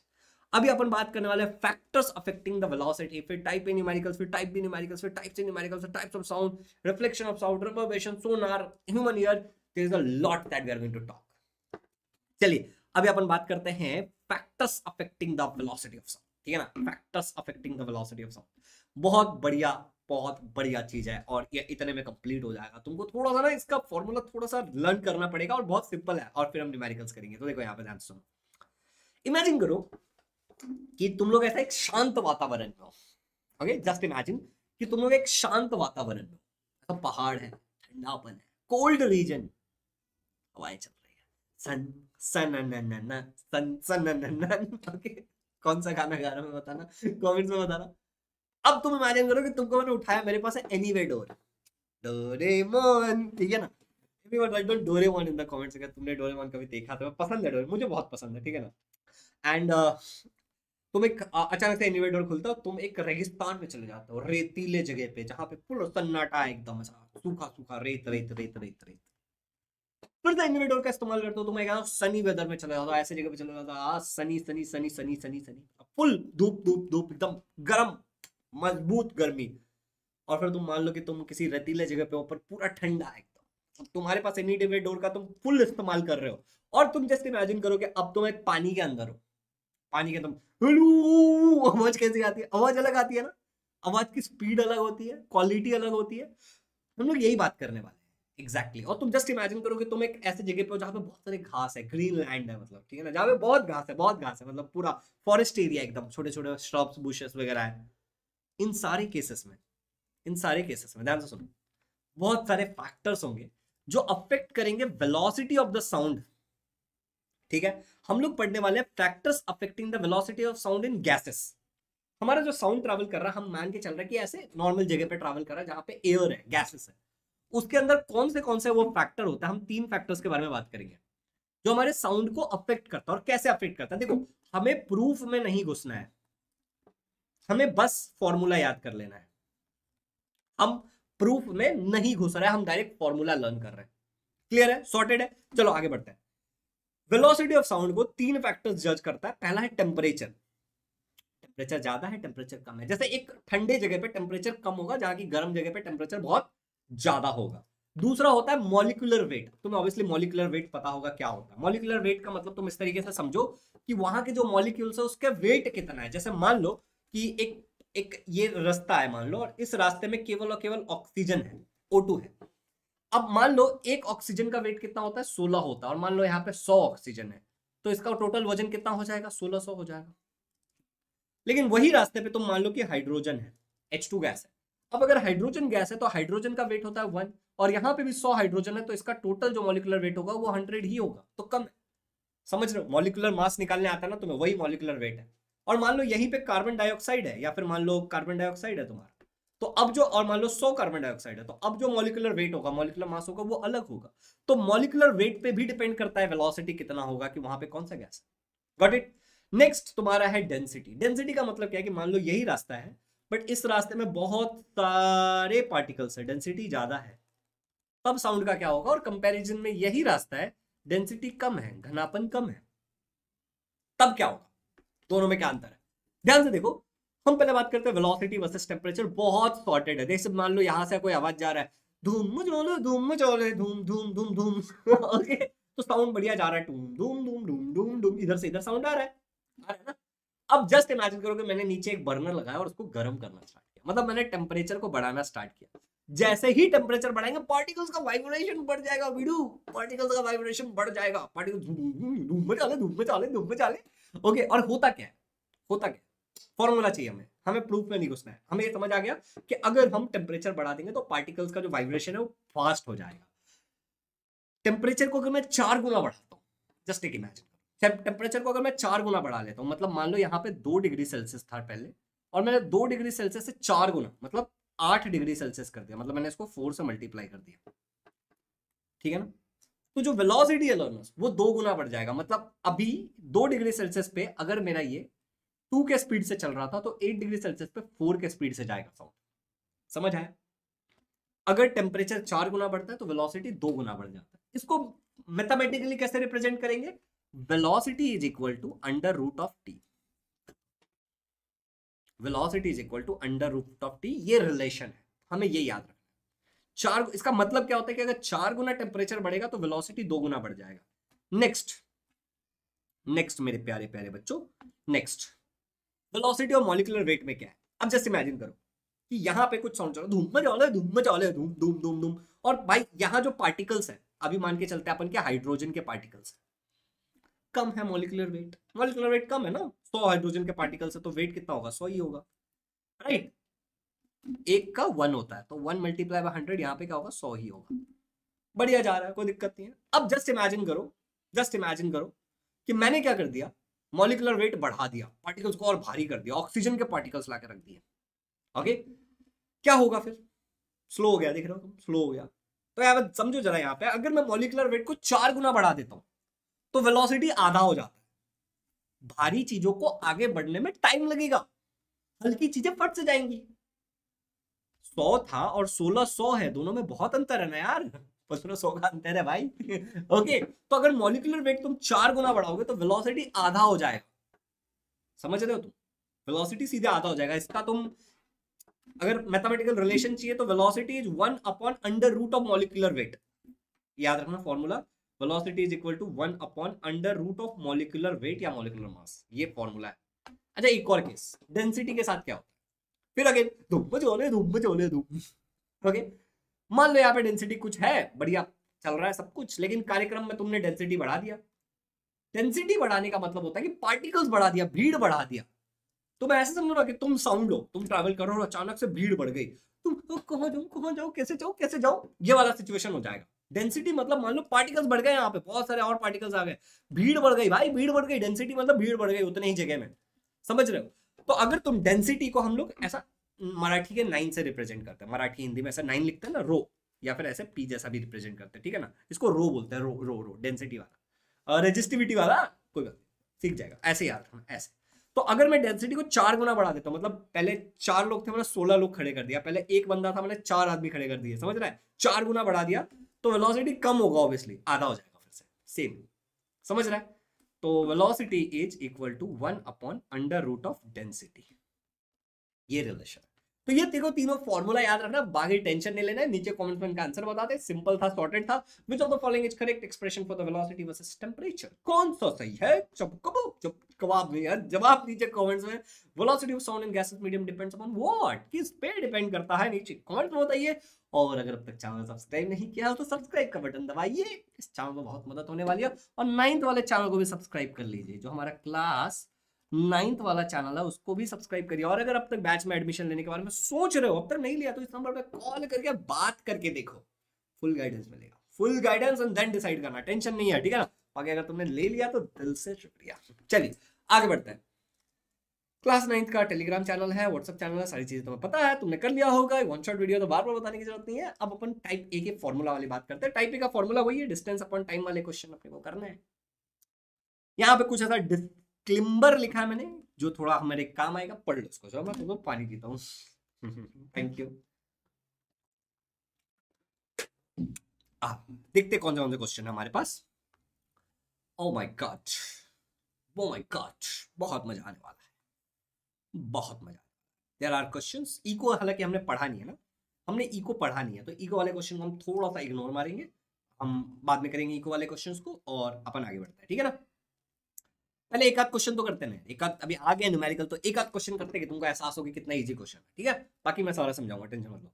लेकिन याद रखना, जब इको की बात होगी, जब भी हम इको के बारे में बात करेंगे, तो जो टोटल टाइम होगा, okay, is the time required to reach the reflecting surface and return back, मतलब जाना और आना। इको अपन बाद में पढ़ने वाले, तो 2 गुना होगा। मैं समझा देता हूँ, देखो। नीता ने साउंड सुना लाइटनिंग का, मतलब बिजली कड़कने का आवाज किसने सुना, नीता ने सुना।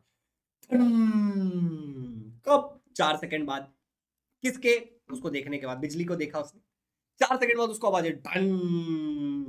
प्रश्न यह है कि what is the distance of lightning from her, बिजली गिरने का जो डिस्टेंस है उससे कितनी दूरी पे है, कंसिडरिंग कि velocity of sound in the air is this much, इतना वेलोसिटी है। अब बताओ जवाब। बहुत सिंपल है, देखो कैसे सॉल्व करेंगे इसको एग्जाम पॉइंट ऑफ व्यू से। सबसे पहले लिखेंगे गिवन, गिवन में क्या है, कितना टाइम लगा भाई, 4 सेकंड लगा, time t is equal to 4 second. Speed क्या है साउंड की भैया, 340 मीटर पर सेकंड। क्या ढूंढना है, डिस्टेंस ढूंढना है। फॉर्मूला क्या है, velocity is equal to distance upon time, सही है ना। Speed is equal to distance upon time, ये वेलोसिटी। चलो डाल दो वैल्यू, वेलोसिटी कितना दिया है नहीं पता, वैसे डाल दो, वेलोसिटी 340 दिया है, डिस्टेंस तुमको नहीं पता, टाइम कितना दिया 4 सेकंड, अब निकल जाएगा। या फिर तुमको ढूंढना क्या है, तुमको डिस्टेंस ढूंढना है, तो डिस्टेंस को इधर ही रहने दो, ये उधर जाएगा तो वेलोसिटी इनटू टाइम हो जाएगा, समझे। Distance is equal to velocity upon time हो जाएगा। देखो distance is equal to velocity into time हो जाएगा, फॉर्मूला अरेंज करके। तो कैसे अरेंज किया सुनोगे, सुन लो मेरी बात, बच्चों को नहीं जमता है। ये डिस्टेंस अपॉन टाइम, डिस्टेंस को इधर रहने दो, इक्वल टू ये वेलोसिटी इधर है, ये इधर डिवाइड में इधर जाके मल्टीप्लाई होगा, तो वेलोसिटी इनटू टाइम डिस्टेंस, तो distance is equal to velocity into time. समझा, जिनको नहीं समझा उनके लिए। चलो आगे बढ़ो, बहुत बेसिक से पढ़ाता हूँ, तुम आप पढ़ रहे हो इतनी देर में पता हो चल गया होगा। वेलोसिटी क्या था 340, टाइम कितना था 4 सेकंड, आंसर आ गया इतना, खत्म। The lightning has struck at the distance of 1360 metre from the observer। 340 को मल्टीप्लाई कर लो 4 से, 340 मल्टीप्लाई बाय 4 क्या होगा, 4 0 जा 0, 4 4 जा 16, कैरी 1, 4 3 जा 12 और 130, खत्म। यहाँ पे आंसर मीटर, क्योंकि बातें मीटर में हो रही थी। समझा क्या, समझा। चलो एक और सवाल देखो। Ultrasonic waves are transmitted downwards into the sound wave in the sound sea with the help of sonar. अब हमने सोनार भी नहीं पढ़ा, तो अभी न्यूमेरिकल करने का मतलब नहीं है, बट देख लेते हैं, ये भी सिंपल है वैसे, ठीक है ना। देखो इसमें भी मल्टीप्लाई ही होगा, बाकी कुछ है नहीं, तुम देखोगे तो, इसलिए मैं बता रहा हूँ। हालांकि हमने सोनार पढ़ा नहीं है, तो हमें नहीं पढ़ना चाहिए क्वेश्चन, लेकिन फिर भी कंसिडरिंग कि तुम लोग स्मार्ट बच्चे हो, फट से समझ जाओगे। तो देखो पहले क्वेश्चन देखो क्या है। अल्ट्रासोनिक कुछ तो वेव्स है जो कि साउंड है बेसिकली, उसको हम ट्रांसमिट कर रहे हैं नीचे की तरफ साउंड सी में विद द हेल्प ऑफ सोनार। तो सोनार करके एक टेक्निक होती है जिसके बारे में अपन आगे पढ़ेंगे। तो हम सी के अंदर एक सीप से अल्ट्रासोनिक साउंड भेज रहे हैं। The reflected sound is received after 4 second. तो ये साउंड हमने भेजा, यहां से टकरा करके जो वापस आया उसको 4 सेकेंड लग गया। With what is the depth of the sea, हमें बताना है कि सी कितने गहराई में। तो देखो साउंड गया फिर रिफ्लेक्ट होके आया, इस शब्द को याद रखना। Velocity of sound in sea water इतना दिया 1550 metre per second, 1550 metre per second. देखो गिवन है time to hear the echo 4 second, तुम्हें इको कितनी देर बाद सुनाई दिया? 4 सेकेंड में। ओके, टाइम को हमने डिवाइड कर लिया, 4 डिवाइड बाई 2 कर लिया। क्यों? जाने के 2 सेकेंड, आने के 2 सेकेंड। समझा? जाने में 2 सेकेंड लगा होगा, आने में 2 सेकेंड लगा होगा। ठीक है, अच्छा अगला ध्यान से देखो। Velocity of ultrasound in the water, ये हमें दिया हुआ है कि अल्ट्रासाउंड का ये होता है। डिस्टेंस हमें फाइंड करना है। Velocity is equal to distance upon time. Distance क्या होगा? Velocity into time, same to same as it is पहले वाला। डाल दो वैल्यूज, 1550 इंटू 2, आंसर आ जाएगा 3100 मीटर। ये तुम्हारा आंसर है। भैया ये 4 को 2 से डिवाइड क्यों किया? क्योंकि 2 सेकंड जाने में लगा, 2 सेकंड आने में लगा, जितना गया उतना ही आया होगा ना। सिंपल सी बात है। ये वाला क्वेश्चन अपन बाद में करेंगे, ठीक है ना। इसमें भी वेलोसिटी निकालना हमें पहले, और फिर एक चीज निकालनी है, इसको अपन बाद में करेंगे, क्योंकि थोड़ा सा अपने को और भी चीजें के बारे में पता होना चाहिए, वरना एक क्वेश्चन अपन सॉल्व नहीं कर पाएंगे। ठीक है ना, कुछ कुछ चीजें और हैं जो हमें पता होनी चाहिए। ओके अब देखो ये वाला भी क्वेश्चन देखो, टाइप बी वाले जो क्वेश्चन है ये भी देख लो एक बार।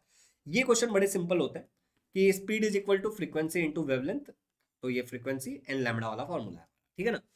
अ person standing near a hill fires a gun. एक इंसान जो पहाड़ के पास खड़ा है वो गन चलाता है, and hears the echo. Numericals तुम्हें अच्छे से समझ में आए, इसके लिए बहुत जरूरी है कि जो टर्म्स आ रहे थे जैसे सोनार, इको, ठीक है ना, अल्ट्रासाउंड, इंफ्रासोनिक साउंड, और अलग अलग जो टर्म्स आ रहे थे, ये टर्म्स की तुम्हारी अच्छी अंडरस्टैंडिंग। तो इसीलिए सबसे पहले मैं तुम्हें समझाना चाहता हूं टाइप्स ऑफ साउंड, कि साउंड के क्या क्या टाइप्स होते हैं। अब साउंड के टाइप डिपेंड करती है उसकी फ्रीक्वेंसी पे। फ्रीक्वेंसी मतलब नंबर ऑफ वेव्स, ठीक है ना, कितने आ रहे हैं गिवन टाइम में। अगर तुम्हारी फ्रीक्वेंसी 20 हर्ट्ज से कम है, फ्रीक्वेंसी का यूनिट क्या होता है? हर्ट्ज। तो अगर तुम्हारी फ्रीक्वेंसी 20 हर्ट्ज से कम है तो उस केस में हम साउंड को बोलते हैं इंफ्रासोनिक साउंड। अगर तुम्हारी फ्रीक्वेंसी 20 हर्ट्ज से लेके 20,000 हर्ट्ज के बीच में है तो उसको हम बोलते हैं सोनिक या ऑडिबल साउंड, जो हम सुन सकते हैं। सोनिक और ऑडिबल जो हम सुन सकते हैं। और अगर 20,000 से ज्यादा है तो उसको हम बोलते हैं अल्ट्रासोनिक साउंड। ठीक है ना, क्लियर हो गया। अब ध्यान से सुनो कि रिफ्लेक्शन ऑफ साउंड एक टॉपिक है, बहुत सिंपल टॉपिक है, लोगों को बड़ा कॉम्प्लिकेटेड लगता है, but it is not that complicated. एक सिंपल सा एक्सपेरिमेंट है जो मैं तुमको बताऊंगा, ठीक है ना। और फिर कुछ छोटे छोटे से टर्म्स है जिसके बाद तुम्हें न्यूमेरिकल्स बहुत इजीली समझ आएगा, जो v is equal to N lambda वाला न्यूमेरिकल्स है या फिर जो बाकी न्यूमेरिकल्स है, ठीक है ना। तो यहां पे ध्यान से देखो रिफ्लेक्शन ऑफ साउंड। अब जस्ट इमेजिन करो कि एक टेबल है और इस टेबल पे एक पार्टीशन है, और इस पार्टीशन में इधर दीवार पे रखा हुआ है, मतलब इस तरीके से टेबल को रखा है दीवार के पास। अब इमेजिन करो कि यहां से एक हॉलो पाइप लेते हो और वहां पे भी एक हॉलो पाइप, और यहाँ पे तुम टिकलिंग क्लॉक रखते हो, और यहाँ पे तुम कान लगाते हो। साउंड यहां से जाएगा, साउंड पार्टिकल इस तरीके से जाएगा, टकराएगा, और फिर यहां से इस तरीके से जाएगा और तुम्हें आवाज सुनाई देगी। तो ये एग्जैक्टली वही हो रहा है जो हमारे रिफ्लेक्शन ऑफ लाइट वाले टॉपिक में था। तो अगर तुमने रिफ्लेक्शन ऑफ लाइट वाला पढ़ा होगा तो तुम इस चीज से और ज्यादा रिलेट कर पाओगे, ठीक है। तो यहाँ पे बेसिकली हुआ क्या, देखो यहाँ पे ध्यान से अगर शब्दों में देखने जाए कि sound travels through the first hollow tube, gets reflected from the plane surface and enters the second hollow tube and then the listener is able to hear। तो साउंड इस तरीके से ट्रैवल किया, इधर टकराया और फिर इधर से इधर गया और सामने वाले ने सुन लिया। ओके, यहाँ पे जो एंगल था उसको हम एंगल ऑफ इंसिडेंस बोलेंगे, और यहाँ पे जो एंगल है वो एंगल ऑफ रिफ्लेक्शन होगा। अब ध्यान से सुनो, अगर एंगल ऑफ इंसिडेंस और एंगल ऑफ रिफ्लेक्शन इक्वल है तो साउंड जो है, sound is reflected from the flat surface and sound is heard very clearly. अगर यहाँ पे एंगल ऑफ इंसिडेंस और एंगल ऑफ रिफ्लेक्शन इक्वल है तो मतलब यहाँ पे भी 30 डिग्री है, मान लो यहाँ पे भी 30 डिग्री है, तो ये साउंड बहुत क्लियरली सुनाई देगा। What will happen if the pipe on the right hand side is lifted vertically to some height. अगर इसको तुमने थोड़ा सा ऊपर कर लिया तो क्या होगा, ऊपर नीचे किया तो ऑब्वियसली एंगल ऑफ इंसिडेंस और एंगल ऑफ रिफ्लेक्शन सेम नहीं रहेगा। अगर एंगल ऑफ इंसिडेंस और एंगल ऑफ रिफ्लेक्शन सेम नहीं रहेगा, मतलब इन दोनों के बीच का अगर एंगल सेम नहीं है, तो आवाज तुम्हें क्लियरली सुनाई नहीं देगी, इज नॉट हर्ड क्लियरली। तो भैया ये पूरे कार्यक्रम को पढ़ के क्या समझना था, इस पूरे कार्यक्रम को पढ़ करके ये समझना था कि जैसे लाइट रिफ्लेक्ट होता है, angle of incidence angle of reflection हमेशा इक्वल होता है, साउंड में जरूरी नहीं कि हमेशा होगा, लेकिन अगर दोनों एंगल इक्वल है तो साउंड बहुत क्लियरली सुनाई देगा, और अगर दोनों एंगल इक्वल नहीं है तो साउंड क्लियरली सुनाई नहीं देगा। दैट्स इट, जो हमें समझना था। चलिए आगे बढ़ते हैं। प्रश्न अब ये है, अब इसका नंबर ऑब्वियसली चेंज होने वाला है। तो भैया नंबर में ऐसा है कि क्वेश्चन नंबर 13 है, 13। तो इसका जवाब नीचे कमेंट्स में दे दो भाई, क्या है इसका जवाब। I is equal to R plus I, I is equal to R minus I, equal to, अगर तुम्हें साउंड को क्लियरली सुनना है तो क्या केस होगा। बाकी देखो इसके पीछे के बहुत सारे प्रश्न मैं तुम्हें करा चुका हूं, अगर तुम ध्यान से देख रहे होगे तो यहाँ पे जैसे 10 था, 11, 12 एंड सो ऑन, बहुत सारे प्रश्नों का हमने उत्तर दिया है। एक और प्रश्न ले लो फिर। Sound is not heard clearly when I is not equal to R. सही बात है गलत बात है, नीचे कमेंट्स में बता दो। एंड अगले टॉपिक्स पे चलने से पहले जो इको है, मैं तुम्हें थोड़ा सा ना रिफ्लेक्शन ऑफ साउंड से रिलेटेड कुछ चीजें बताना चाहता हूँ, टाइप्स ऑफ साउंड से रिलेटेड।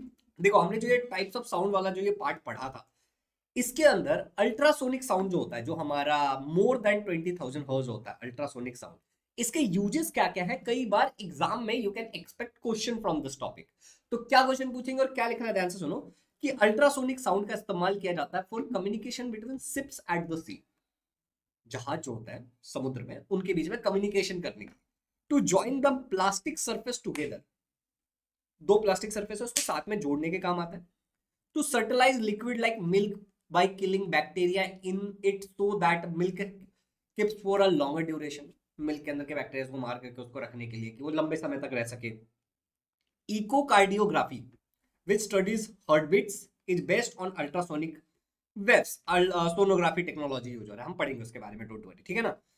Echocardiography, okay. अगला है to obtain images of internal organ, sonography basically, ठीक है ना।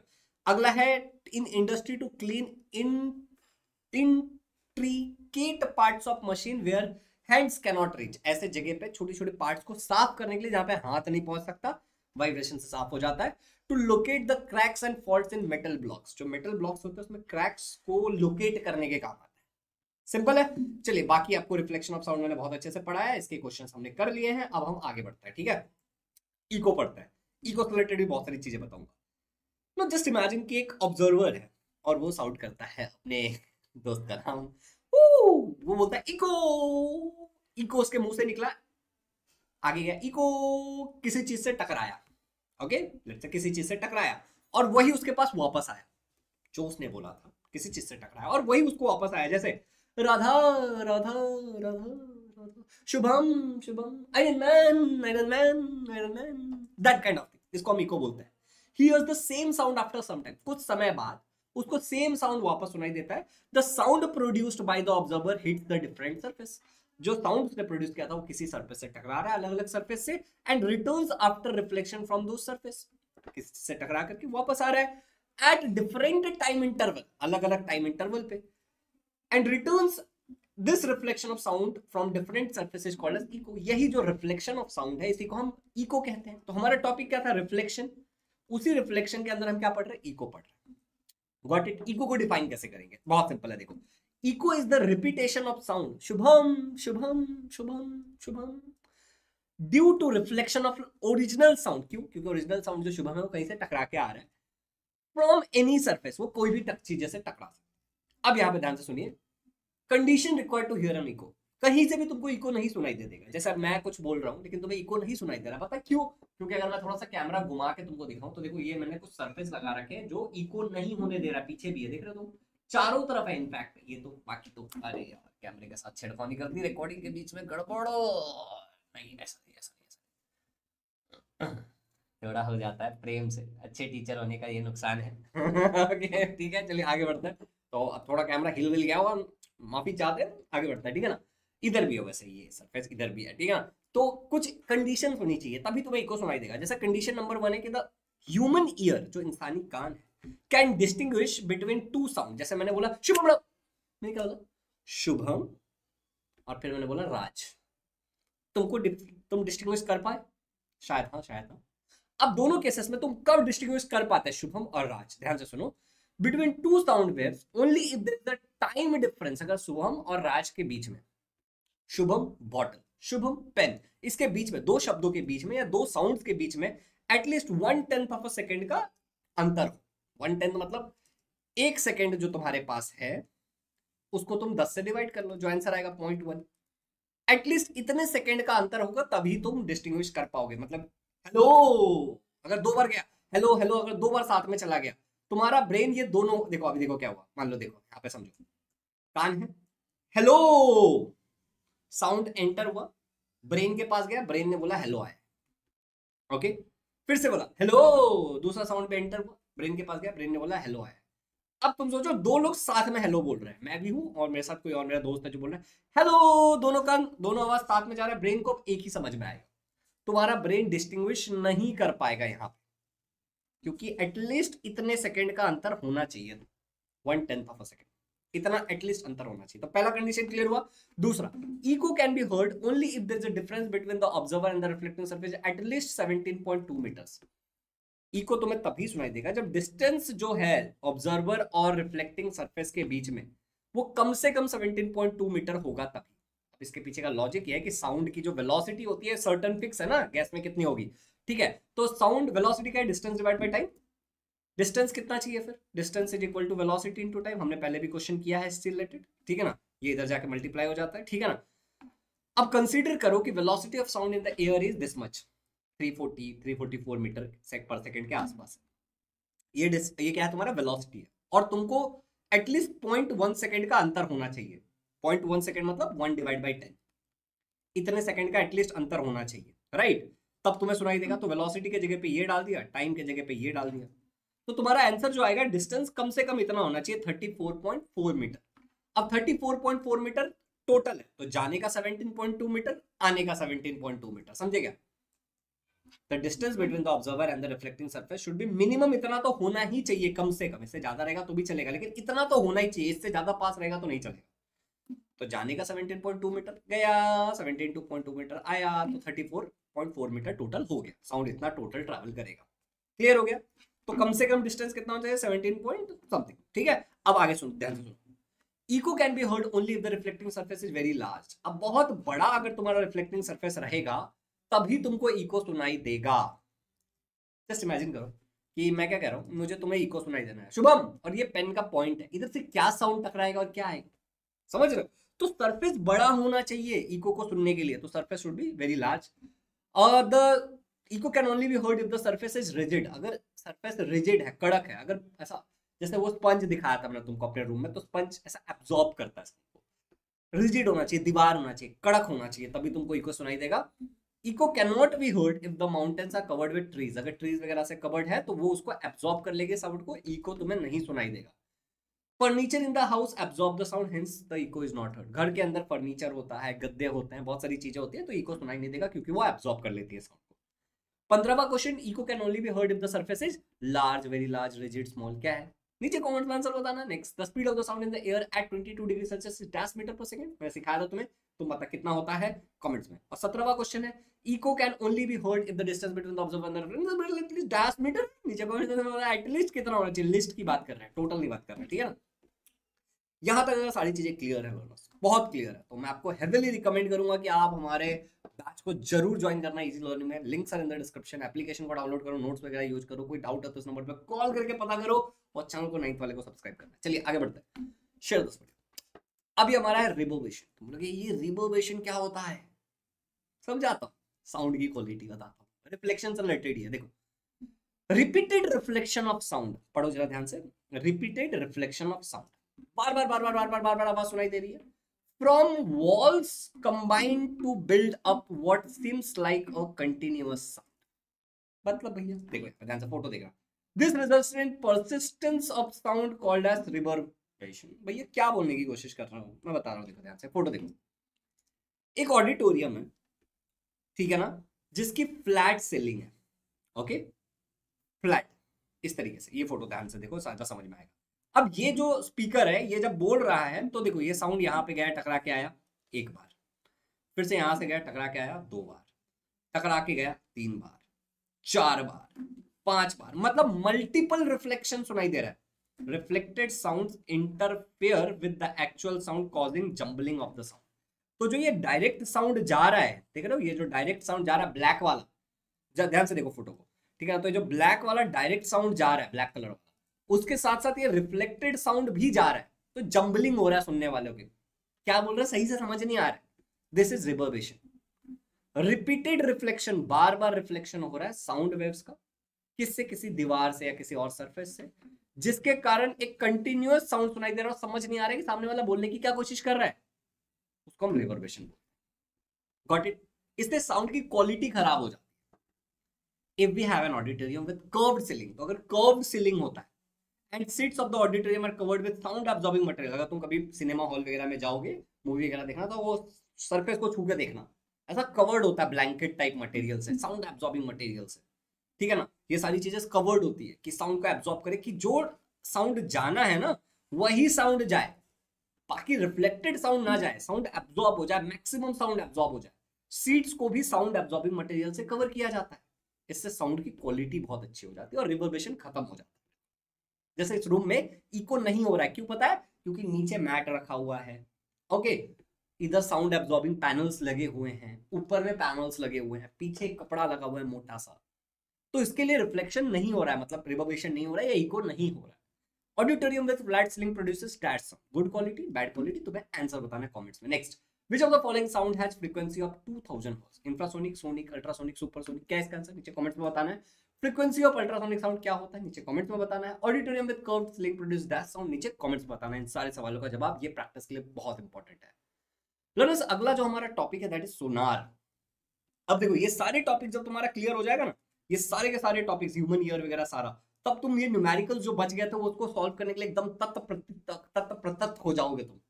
वैसे अगर तुम देखोगे तो हमने बहुत सारे टॉपिक्स कर लिए भाई, मतलब मजाक से हटके 2 ही टॉपिक बचा हमारा, सोनार और ह्यूमन ईयर, 2 ही टॉपिक्स बचे हमारे। हमने काफी समय से हम क्लास कर रहे हैं, मजा आ रहा है, ठीक है ना।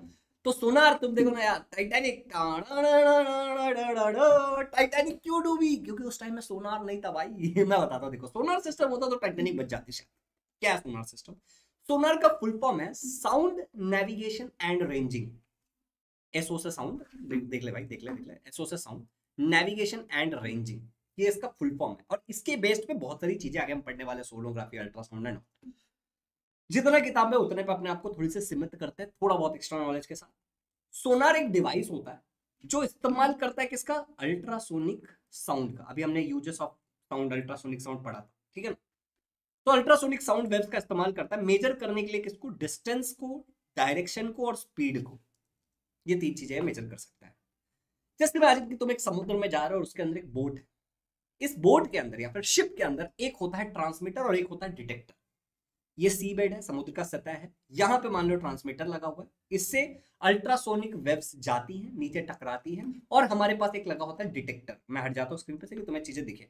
तो हमारे पास एक लगा होता है डिटेक्टर, और ये रिफ्लेक्टेड साउंड यहाँ पे स्ट्राइक करती है सी बेड को या किसी भी चीज को, किसी आइसबर्ग को या किसी भी सरफेस को, रिफ्लेक्ट होने के बाद फिर यहाँ पे डिटेक्टर के पास आती है। इसलिए हमने बोला था जाने का टाइम, आने का टाइम, टोटल टाइम, या फिर हम डिवाइड कर रहे थे जब हमने न्यूमेरिकल्स किया था कुछ, तो याद आ रहा है? चलो, reflected waves are sensored by the detector, उसको डिटेक्टर वो करता है। तो ट्रांसमिटेड पल्स गया, रिफ्लेक्टेड पल्स आया, उसको हमने सेंस किया। Detector convert the ultrasonic waves into electrical signal. ये जो डिटेक्टर है ये इसको अल्ट्रासोनिक साउंड को ऐसा वेव इलेक्ट्रिकल सिग्नल्स में कन्वर्ट करता है, और उसके बाद हमें डेप्थ ऑफ द सी और the distance of the object that is reflected from the sound can be calculated with the formula.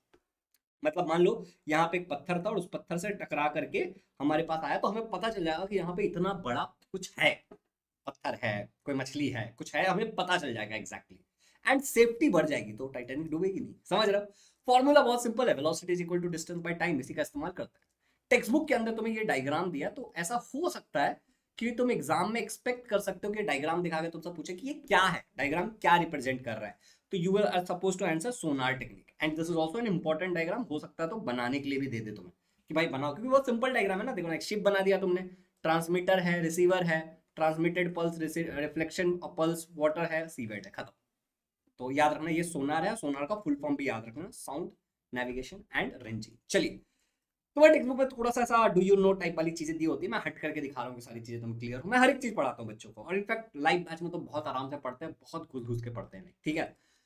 अब देखा ध्यान से, the Sonar technique was first developed during the world war 1। सबसे पहले कब डेवलप हुआ था? वर्ल्ड वॉर 1 में, to detect enemy submarine. Submarine जो समुद्र के अंदर से, जो पनडुब्बी बोलते हैं, पानी के अंदर से जो सबमरीन चलती है, उसको डिटेक्ट करने के लिए एनिमी के, this technology can be used in air also, इसको हवा के अंदर भी इस्तेमाल किया जा सकता है। इनफैक्ट जो हमारी चमगादड़ होती है, बैट्स होती हैं, ठीक है ना, ये यूज करती है इसी टेक्निक का डिटेक्ट करने के लिए आसपास में कोई ऑब्स्टेकल आ गया तो, कोई आसपास में कोई चीज है उससे टकराती नहीं है in their path and they can avoid and then fly freely even in the dark. तो मान लो एक चमगादड़ ऐसे उड़ रहा है, आगे कुछ आएगा ना तो अल्ट्रासोनिक साउंड प्रोड्यूस करता है और इसी टेक्निक के बेस पे उसको आगे से रिफ्लेक्टेड साउंड सुनाई देता है और उसको समझ आ जाता है कि आगे कुछ है, तो अंधेरे में भी उड़ पाता है बिना देखे।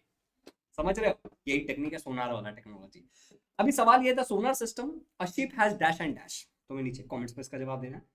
Transmitter transmit which type of sound, नीचे कमेंट्स में जवाब देना है। 24th question, in sonar R stand for dash, ranging, receiver, relief, refine. बहुत इंपॉर्टेंट बात, इन सारे सवालों का तो तुम जवाब दे ही रहे हो, लेकिन साथ ही साथ मैं तुमको दिखाना चाहता हूँ एक इंपॉर्टेंट चीज कि अगर तुम हमारे वेबसाइट पे जाते हो easylearning.live या फिर हमारे एप्लीकेशन पे भी अगर इनफैक्ट तुम जाते हो और वहां पे जाने के बाद अगर तुम यहाँ पे फ्री मटेरियल में class 9 quiz plus flash card पे जाते हो तो तुमको दिखेगा सभी चैप्टर्स के ना मैंने फ्लैश कार्ड बना के डाल दिया। फॉर एग्जाम्पल अभी तुम्हें अगर साउंड वाला भी दिखाऊं तो स्टडी ऑफ साउंड भी है, अगर तुम इसको ओपन करोगे जैसे, ठीक है ना, तो तुमको ये सारे क्वेश्चंस और ये सारी चीजें यहाँ पे भी मिल जाएंगी प्रैक्टिस करने के लिए और तुम्हें एक परसेंटेज भी पता चलेगा, नंबर भी पता चलेगा।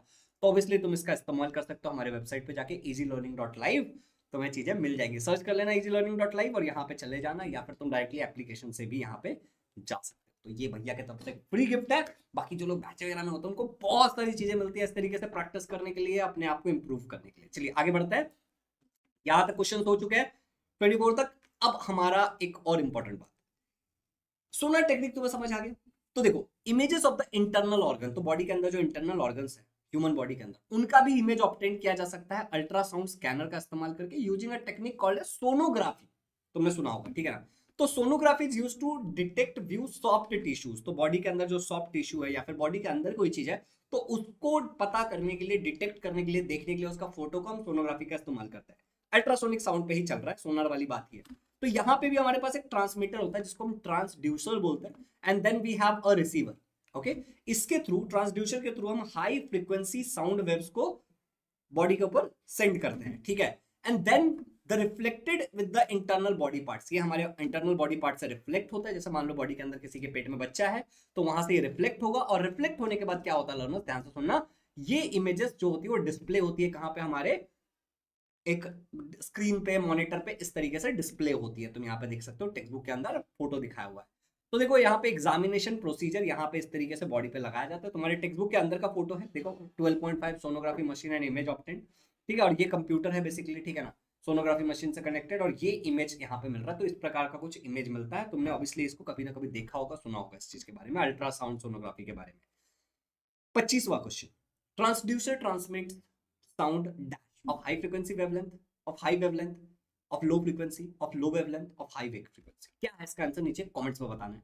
ये सारे क्वेश्चन मैं तुम्हारे प्रैक्टिस के लिए दे रहा हूँ। इनफैक्ट ये जो हमारे वेबसाइट पे भी मैंने दिया है फ्लैश कार्ड वगैरह, जैसे अब यहाँ पे देखो क्वेश्चन, देखो फ्लैश कार्ड पे क्या पूछा है कि the part of the year that amplifies sound vibration is called, year वाला तो हमने पढ़ा नहीं अभी तक, तो बाद में कर लेंगे। In which medium does sound travel the fastest, सबसे ज्यादा साउंड कहां फास्टेस्ट ट्रैवल करेगा, सॉलिड में करेगा। चलो देखते हैं पलट करके, या सॉलिड, एब्सोल्युटली राइट। नेक्स्ट देखो, नेक्स्ट देखो, नेक्स्ट देखो, the normal hearing range of human is 20 to 20,000 hertz. देखते पलट के देखते हैं, एब्सोल्युटली राइट, बहुत बढ़िया। तो ये एक्टिव रिकॉल बोलते हैं, रिवीजन में बहुत हेल्प होती है, और बैच में से बहुत सारी चीजें मिलती है तुम्हें हमारे बैच के अंदर। इनफैक्ट महाराष्ट्र का बेस्ट बैच है हमारा। चलिए अब देखो, अब यहाँ पे क्विज भी डाला हुआ है, तो देखो the unit of frequency obviously hertz, सही है। द नॉर्मल हियरिंग रेंज वही चीज है, 20 to 20,000 हर्ट्ज, सही है। Okay, sound will not travel through क्या, लेट्स से वैक्यूम, बिल्कुल सही है। ऐसा यूनिट ऑफ हर्ट्ज, अब मैं गलत कर देता हूँ फ्रीक्वेंसी, नहीं ये गलत, अब तो मैंने कर दिया सही गलती से, ठीक है सही कर दिया गलती से। The loudness of sound depends upon speed कर दिया, गलत है, इंस्टेंट पता चल गया। तो you can use this flash cards और you can use this MCQ quiz. Improvement तो पक्का है, गारंटीड है, भाई पढ़ा रहा तुम्हें, इंप्रूवमेंट नहीं आएगा कैसे नहीं आएगा भाई, जिम्मेदारी लेता हूं मैं बच्चों की पूरी, समझ रहे हो। तो भाई आगे बढ़ते हैं, अब आगे बढ़ते हैं, अगला टॉपिक पे चलते हैं। अगला टॉपिक है हमारा ह्यूमन ईयर। देखो मैं तुम्हें एक चीज बता रहा हूं कि अभी जो अपन पढ़ रहे हैं ना वो है फिजिक्स का पार्ट, प्लीज इस बात को समझना। अभी जो अपन पढ़ रहे हैं दैट इज फिजिक्स वाला पार्ट, अपन बायोलॉजी नहीं पढ़ रहे। तो अपन ह्यूमन ईयर के अंदर बहुत डिटेल में नहीं घुसने वाले, हम हमारे टेक्स्ट बुक में जितना दिया है उस पे स्टिक अराउंड करेंगे और उतना ही पढ़ेंगे। But I heavily recommend you कि अगर आपको बायोलॉजी नीट वगैरह में इंटरेस्ट है ना, तो आप ईयर के बारे में और ज्यादा पढ़ सकते हो। There are different videos on the YouTube, ठीक है ना, and there are different resources on Wikipedia, internet, और तो वहां से तुम जाके और ज्यादा डिटेल में पढ़ सकते हो, ठीक है। तो अभी अपन ह्यूमन ईयर जितना अपने टेक्स्ट बुक में उतने पे स्टिक करता हूँ, चलिए, क्योंकि मैं यहाँ पे 9th standard Maharashtra state board के लिए पढ़ा रहा हूँ, दैट्स द मेन रीजन। चलिए आगे बढ़ते हैं, ह्यूमन ईयर की बात करते हैं। अगर मैं इंसानी कान के बारे में बात करूं तो it allows to convert the pressure variation, मतलब अभी जो मैं बोल रहा हूँ, हेलो तुम लोग कैसे हो, क्या चल रहा है, नहीं चल रहा है, अलग अलग प्रेशर में जा रहे हैं, अलग अलग शब्द, इनटू ऑडिबल फ्रीक्वेंसी, जो सुन सके उस फ्रीक्वेंसी में, ठीक है ना। It converts pressure variation in the air with Audible frequency into electrical signals, उसको इलेक्ट्रिकल सिग्नल्स में कन्वर्ट करता है, and that travels through the brain via auditory nerve. समझ आया, नहीं समझ आया तो अभी देखो मैं विजुअलाइज कराता हूँ। प्रेशर वेरिएशन का मतलब होता है कंप्रेशन एंड रेडिफैक्शन। तो जो हमारे साउंड ट्रैवल कर रहे हैं वो कंप्रेशन एंड रेडिफैक्शन के फॉर्म में ट्रैवल कर रहे हैं, इसको हम प्रेशर वेरिएशन बोलते हैं। ऑडिबल फ्रीक्वेंसी मतलब है कि 20 हर्ट्ज से लेके 20,000 हर्ट्ज के बीच में, ओके। अब ये तुम्हारा कान है और ये ब्रेन से ऑडिटरी नर्व से कनेक्टेड है, ये वाला पार्ट। अभी हम लोग इसका नामकरण करेंगे, टेंशन मत लो। हमारे जो ह्यूमन ईयर है वो 3 पार्ट में डिवाइडेड है। एक को हम बोलते हैं आउटर ईयर, फिर हम बोलते हैं middle ear, and then we call it inner ear. Outer ear, middle ear and inner ear, ठीक है। आउटर ईयर में होता है ईयर पिन, डायग्राम बनाने के लिए आ सकता है, प्लीज थोड़ा सीरियसली देखना। ईयर पिन मतलब बाहरी वाला ये जो पार्ट होता है, इसका काम होता है साउंड को कलेक्ट करना। ये एक फनल की तरह दिख रहा होगा तुम्हें, ओके, ये एक फनल की तरह दिख रहा होगा, इसका काम है साउंड को कलेक्ट करना। चलो, then outer ear is called as ear pin, it collect the sound from the surrounding, sound को कलेक्ट करता है। Then there is a auditory canal, ये जो एक खड्डे जैसा दिख रहा है, पाइप जैसा दिख रहा है, इसको हम बोलते हैं ऑडिटरी कैनल। यहां से साउंड आगे ट्रैवल करता है। The collected sound passes through the auditory canal, वो आगे की तरफ जाएगा। At the end of the auditory canal, auditory canal जहां पे खत्म होता है, there is a thin membrane called as ear drum. Drum डम डम डम डम डम डम डम, तो ईयर ड्रम करके एक पार्ट है यहाँ पे। ये जो बेटा ईयर ड्रम है हमारा, this is the ear drum.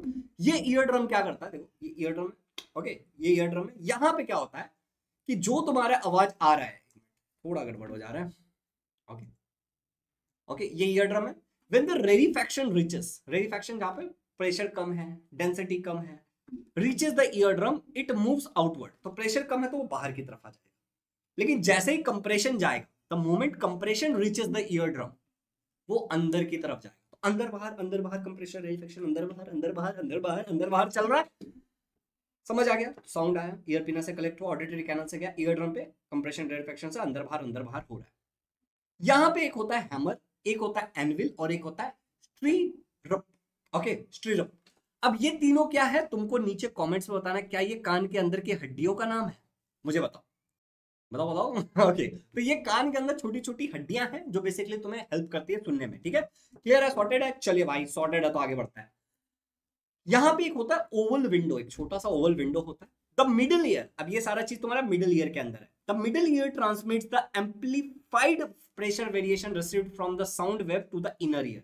Middle ear से क्या होता है, जो साउंड वेरिएशंस आया, कंप्रेशन एंड रेडिफैक्शन जो आया है, उसको और ज्यादा एम्पलीफाई करके, बढ़ा करके उसको कहां भेजा जाता है? इनर ईयर के पास भेजा जाता है। यहां पे तुम्हें एक मिलेगा cochlea, okay. It converts the pressure variation into electrical signal. ये थोड़ा सा याद रखना जरूरी है कि यही वो पार्ट है जो क्या करता है, तुम्हारे प्रेशर वेरिएशन मतलब कंप्रेशन एंड रेडिफैक्शन जो है उसको इलेक्ट्रिकल सिग्नल में ट्रांसफर करता है, कन्वर्ट करता है। And then there is a auditory nerve, nerve मतलब न्यूरॉन, टिश्यू है बेसिकली, ठीक है ना, नर्व एक टिश्यू होता है। तो यहां से क्या होता है, ये जो सिग्नल है, इलेक्ट्रिकल सिग्नल है, तुम्हारे ब्रेन तक जाता है। This electric signal goes to your brain, और ब्रेन फिर उस साउंड को इंटरप्रिटेट करता है, मतलब उसको समझता है, बूझता है, तुम्हें एहसास दिलाता है कि हो क्या रहा है। तुम्हारा जो कान है वो तुम्हारे ये नाक गर्दन के पास कनेक्टेड है, इस पार्ट में कनेक्टेड है, ठीक है, विथ दिस ट्यूब। तो यहाँ पे देखो, it is a tube which connects the ear to the neck and maintains the pressure in the ear, और तुम्हारे कान का प्रेशर मेंटेन करता है। तो ये पूरा कार्यक्रम है, एक एक करके मैंने तुम्हें सारी चीजें पढ़ा दी हैं, सारी चीजें बता दी है। टेक्स्ट बुक का डायग्राम है ह्यूमन ईयर पे। बहुत इंपॉर्टेंट बात जो तुम्हें बिल्कुल याद रखनी है, year is an important sensory organ. तुम्हारा जो कान है वो बहुत इंपॉर्टेंट है, एक सेंसरी ऑर्गन है। Sticks or other pointed objects should never be inserted into the ear for cleaning it। जैसा मान लो इसको कुछ लोग ऐसे डाल देते हैं कान साफ करने के लिए, मत किया करो। कोई छोटे मोटे डंडे, स्टिक, माचिस का, या फिर कोई भी पॉइंटेड चीज, राउंडर फाउंडर मत डाला करो, बहुत सेंसिटिव है, साफ करने के लिए मत डालो, कान खराब हो सकता है। Also one should not here very loud music using earphones. Earphones का इस्तेमाल करके बहुत लाउड म्यूजिक नहीं सुनना चाहिए। उससे क्या होता है, इंजरी हो जाते हैं तुम्हारे ईयर ड्रम को और धीरे धीरे तुम्हारा सुनने की शक्ति खत्म होने लगती है।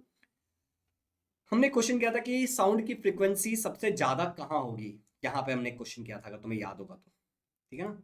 ये देखो यहाँ पे किया था हमने, ये देखो, in which medium does the sound travels the fastest. इसी टॉपिक को मैं यहाँ पे सिखाता हूँ तुमको। देखो, स्पीड ऑफ साउंड फास्टेस्ट कहाँ पे होता है, सॉलिड पे होता है, तो उससे कम होता है लिक्विड में, और सबसे स्लो होता है गैस में। समझे। 26वां question, the cochlea convert variation into dash signal. तुम्हें इसका नीचे जवाब देना है कमेंट्स के अंदर और मचा देना। 27वां question, the external part of the ear drum, ear is called as cochlea ear drum, pinna क्या बोलता है, नीचे कमेंट्स में बता दो। 28वां question, in which of the following medium sound travels fastest, नीचे कमेंट्स में बताना है। और अगर इस चैनल को अब तक सब्सक्राइब नहीं किया है पुत्र, तो सब्सक्राइब कर लेना और इस वीडियो को डेफिनेटली शेयर करना है। बाकी यही क्वेश्चन तुम यहाँ पे भी जाके प्रैक्टिस कर सकते हो, हमारे एप्लीकेशन पे भी जाके प्रैक्टिस कर सकते हो। एप्लीकेशन हमेशा हैंडी रहेगा तुम्हारे साथ, ठीक है। और तुम डेफिनेटली बैच ज्वाइन कर सकते हो, क्योंकि ऐसे बहुत सारी चीजें तुम्हें मिलेंगी, बहुत सारा गाइडेंस मिलेगा, गलत को सही किया जाएगा, पेपर चेक किए जाएंगे, लाइव पढ़ाया जाएगा, फुल मजा आएगा। चलिए, अभी अपन ने यहां तक सारा थियरी वाला पार्ट कंप्लीट कर लिया। अगर सारा थियरी वाला पार्ट कंप्लीट कर लिया तो हमारा फर्ज बनता है कि अब अपन न्यूमेरिकल्स वाला पार्ट कंप्लीट करें, जहां पे अपन बीच में रुक गए थे। ओके, तो भाई साहब कई सारे न्यूमेरिकल्स है जो अपने को करना है, कई सारे न्यूमेरिकल्स है। तो अपन पहले ये वाला न्यूमेरिकल करते हैं, ये वाला न्यूमेरिकल। ये देखो, बड़ा सिंपल सा क्वेश्चन है, और ये वाला न्यूमेरिकल पढ़ाते पढ़ाते मैं अचानक से रिकॉर्डिंग में रुक गया था, क्योंकि थोड़ा गड़बड़ हो गया था, इन द सेंस स्लाइड आगे पीछे हो गई था। देखो ये क्वेश्चन कितना सिंपल और कितना प्यारा क्वेश्चन है। क्वेश्चन कह रहा है कि एक इंसान है जो खड़ा है एक हिल्स के पास, और वो फायर करता है गन, गोली चलाता है, एंड फिर उसको इको सुनाई देता है 1 सेकंड के बाद, 1 सेकंड के बाद इको सुनाई देता है। हमें स्पीड ऑफ द साउंड बताना है, एयर में दिया हुआ है हमें 340 meter per second, speed of the sound हमें दिया हुआ है।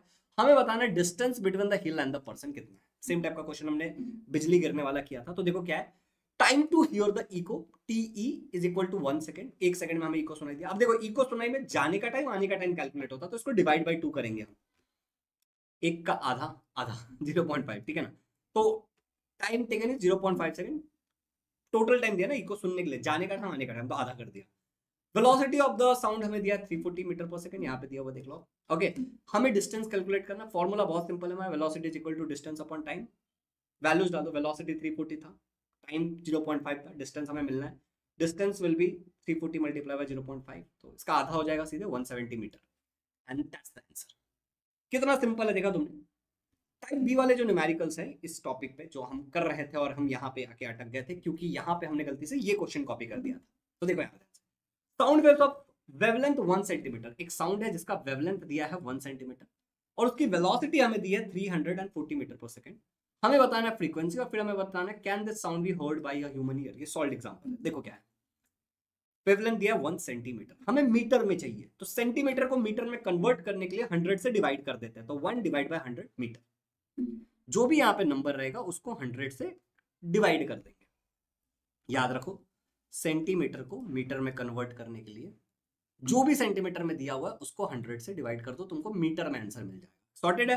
अगर यहाँ पे होता 10, मान लो यहाँ पे होता तुम्हारा 10, तो 10 डिवाइड बाय 100 कर देते। यहाँ पे होता 25, तो 25 डिवाइड बाय 100 कर देते। सॉर्टेड है, क्लियर है, आगे बढ़ते हैं। Velocity of sound is 340 meter per second, given है, तो हमें यहाँ पे दिया हुआ है। ओके, नेक्स्ट देखो फ्रीक्वेंसी हमें बताना, तो फ्रीक्वेंसी क्या निकाले हम, फॉर्मूला यूज करें, v equal to n lambda, lambda n, वही वाली फॉर्मूला है। तो अब हमें फ्रीक्वेंसी चाहिए, तो n की वैल्यू चाहिए, तो n इज इक्वल टू क्या होगा, v अपॉन लैम्डा। देखो ना, n को इधर रहने दो, ये लैम्डा इधर मल्टीप्लाई में इधर डिवाइड में हो जाएगा, तो v अपॉन लैम्डा हो जाएगा, राइट। तो 340 डिवाइड बाय 1 अपॉन 100, ये आंसर क्या आ जाएगा, ये आएगा आपका 3400। अब देखो, ये तुमको मैं एकदम सॉर्टेड करके सॉल्व करके देता हूं, बट याद रखो ये जो हमारा है ये फ्रीक्वेंसी 20,000 और 20 के ऊपर का है, तो ये क्या है, the frequency is higher than 20,000 hertz and therefore can not be heard by human ear, क्योंकि इंसानी कान कितना सुन सकता है, 20 हर्ट्ज से लेके 20,000 हर्ट्ज से, और ये हमारा आंसर कितना है, 34,000 आया है। तो इंसानी कान ये नहीं सुन सकता, इट्स अल्ट्रासोनिक साउंड। अब मैं तुम्हें सॉल्व करके बताता हूँ, बहुत सिंपल। फॉर्मूला क्या है, v equal to n lambda. तुम्हें क्या ढूंढना है, n ढूंढना है। तो v कितना दिया था तुम्हें, देखो v कितना दिया 340, तो यहाँ पे तुमने डाल दिया 340। n तुम्हें नहीं पता, लैम्डा कितना दिया तुम्हें 1 डिवाइड बाई 100, तुम्हारा ये था ना 1 डिवाइड बाई 100 मीटर में लिया था। कुछ मत करो, ये 100 को उधर भेज दो, तो 3400 multiply by 100 is equal to n into 1। तो ये n इंटू 1 क्या हो जाएगा, n हो जाएगा, और ये हो गया तुम्हारा 34 मल्टीप्लाई बाय 100, 3400, 2 जीरो और डाल दो तो 34,000, ये 340 है ना, सॉरी यहाँ पे देख लो, ये है तुम्हारा 340 मल्टीप्लाई बाय 100, तो ये तुम्हारा कितना आ जाएगा, मैं अच्छे से फिर से कर देता हूँ कि कोई कंफ्यूजन ना रहे, ये 100 उधर चला जाएगा, तो 340 multiply by 100 is equal to n into 1, तो यहाँ पे n आ गया, ये आ गया तुम्हारा 340 और यहाँ के ऊपर के 2 जीरो, ठीक है, तो ये हो गया 34,000, तो n की वैल्यू कितनी आ गई, 34,000 हर्ट्ज, ये 20,000 से ज्यादा है, तो इट्स अल्ट्रासोनिक साउंड, इंसानी कान इसको नहीं सुन सकता, ठीक है ना। चलो नेक्स्ट आगे बढ़ते हैं। How long it will take, अगला सवाल देखो, कितना समय लगेगा sound wave of 25 centimeter, again centimeter में दिया है वेवलेंथ, ठीक है, एंड 1.5 किलो हर्ट्ज, देखो 1k का मतलब होता है 1000, 2k का मतलब होगा 2000, उसी तरीके से 1.5k का मतलब क्या होगा 1500, मतलब 1000 से मल्टीप्लाई कर दो, सिंपल, गॉट इट, 1500, क्लियर है। To travel a distance of 1.5 kilometer, प्रश्न बहुत सिंपल है कि कितना समय लगेगा, टाइम ढूंढना है हमें, एक साउंड वेव जिसकी वेवलेंथ है 25 सेंटीमीटर, हमको उसको मीटर में कन्वर्ट करना पड़ेगा 100 से डिवाइड करके, और उसकी जो फ्रीक्वेंसी है वो इतनी है 1.5 किलो हर्ट्ज, ठीक है, ट्रैवल करने के लिए 1.5 किलोमीटर, देखो बहुत सिंपल है, फ्रीक्वेंसी हमें ये दिया हुआ है, इसको हम मल्टीप्लाई करेंगे, 1.5 को हम 1000 से मल्टीप्लाई करेंगे, तो हमारा आंसर आ जाएगा 1.5 इंटू 1000 को तुम लिख लो 10⁻³ हर्ट्ज। यहाँ पे क्या किया है, कुछ नहीं किया, देखो मेरी बात है, किलो हर्ट्ज में हमें खाली हर्ट्ज में चाहिए, तो मैं ऐसे लिख सकता हूँ कि 1500 हर्ट्ज, या मैं इसको ऐसे लिख सकता हूँ, देखो क्या अंतर है मुझे बताओ, 1.5 इंटू 1000 हर्ट्ज, या फिर अगर मैं इसको लिखता हूँ 1.5 इंटू 10⁻³ हर्ट्ज, इन सब में कुछ अंतर है, बिल्कुल कोई अंतर नहीं है इन सब में, ये सारे के सारे क्या है, सेम ही है, तो यहाँ पे मैंने क्या लिख दिया कि हाँ भैया 1.5 इंटू 10⁻³ हर्ट्ज, वेवलेंथ कितना है 25 सेंटीमीटर, 25 सेंटीमीटर को अगर हम मीटर में कन्वर्ट करेंगे तो क्या करना पड़ेगा, 100 से हमें डिवाइड करना पड़ेगा, द मोमेंट हम 100 से डिवाइड करते हैं तो 0.25 मीटर आ जाएगा ये, ओके, 100 से डिवाइड करके।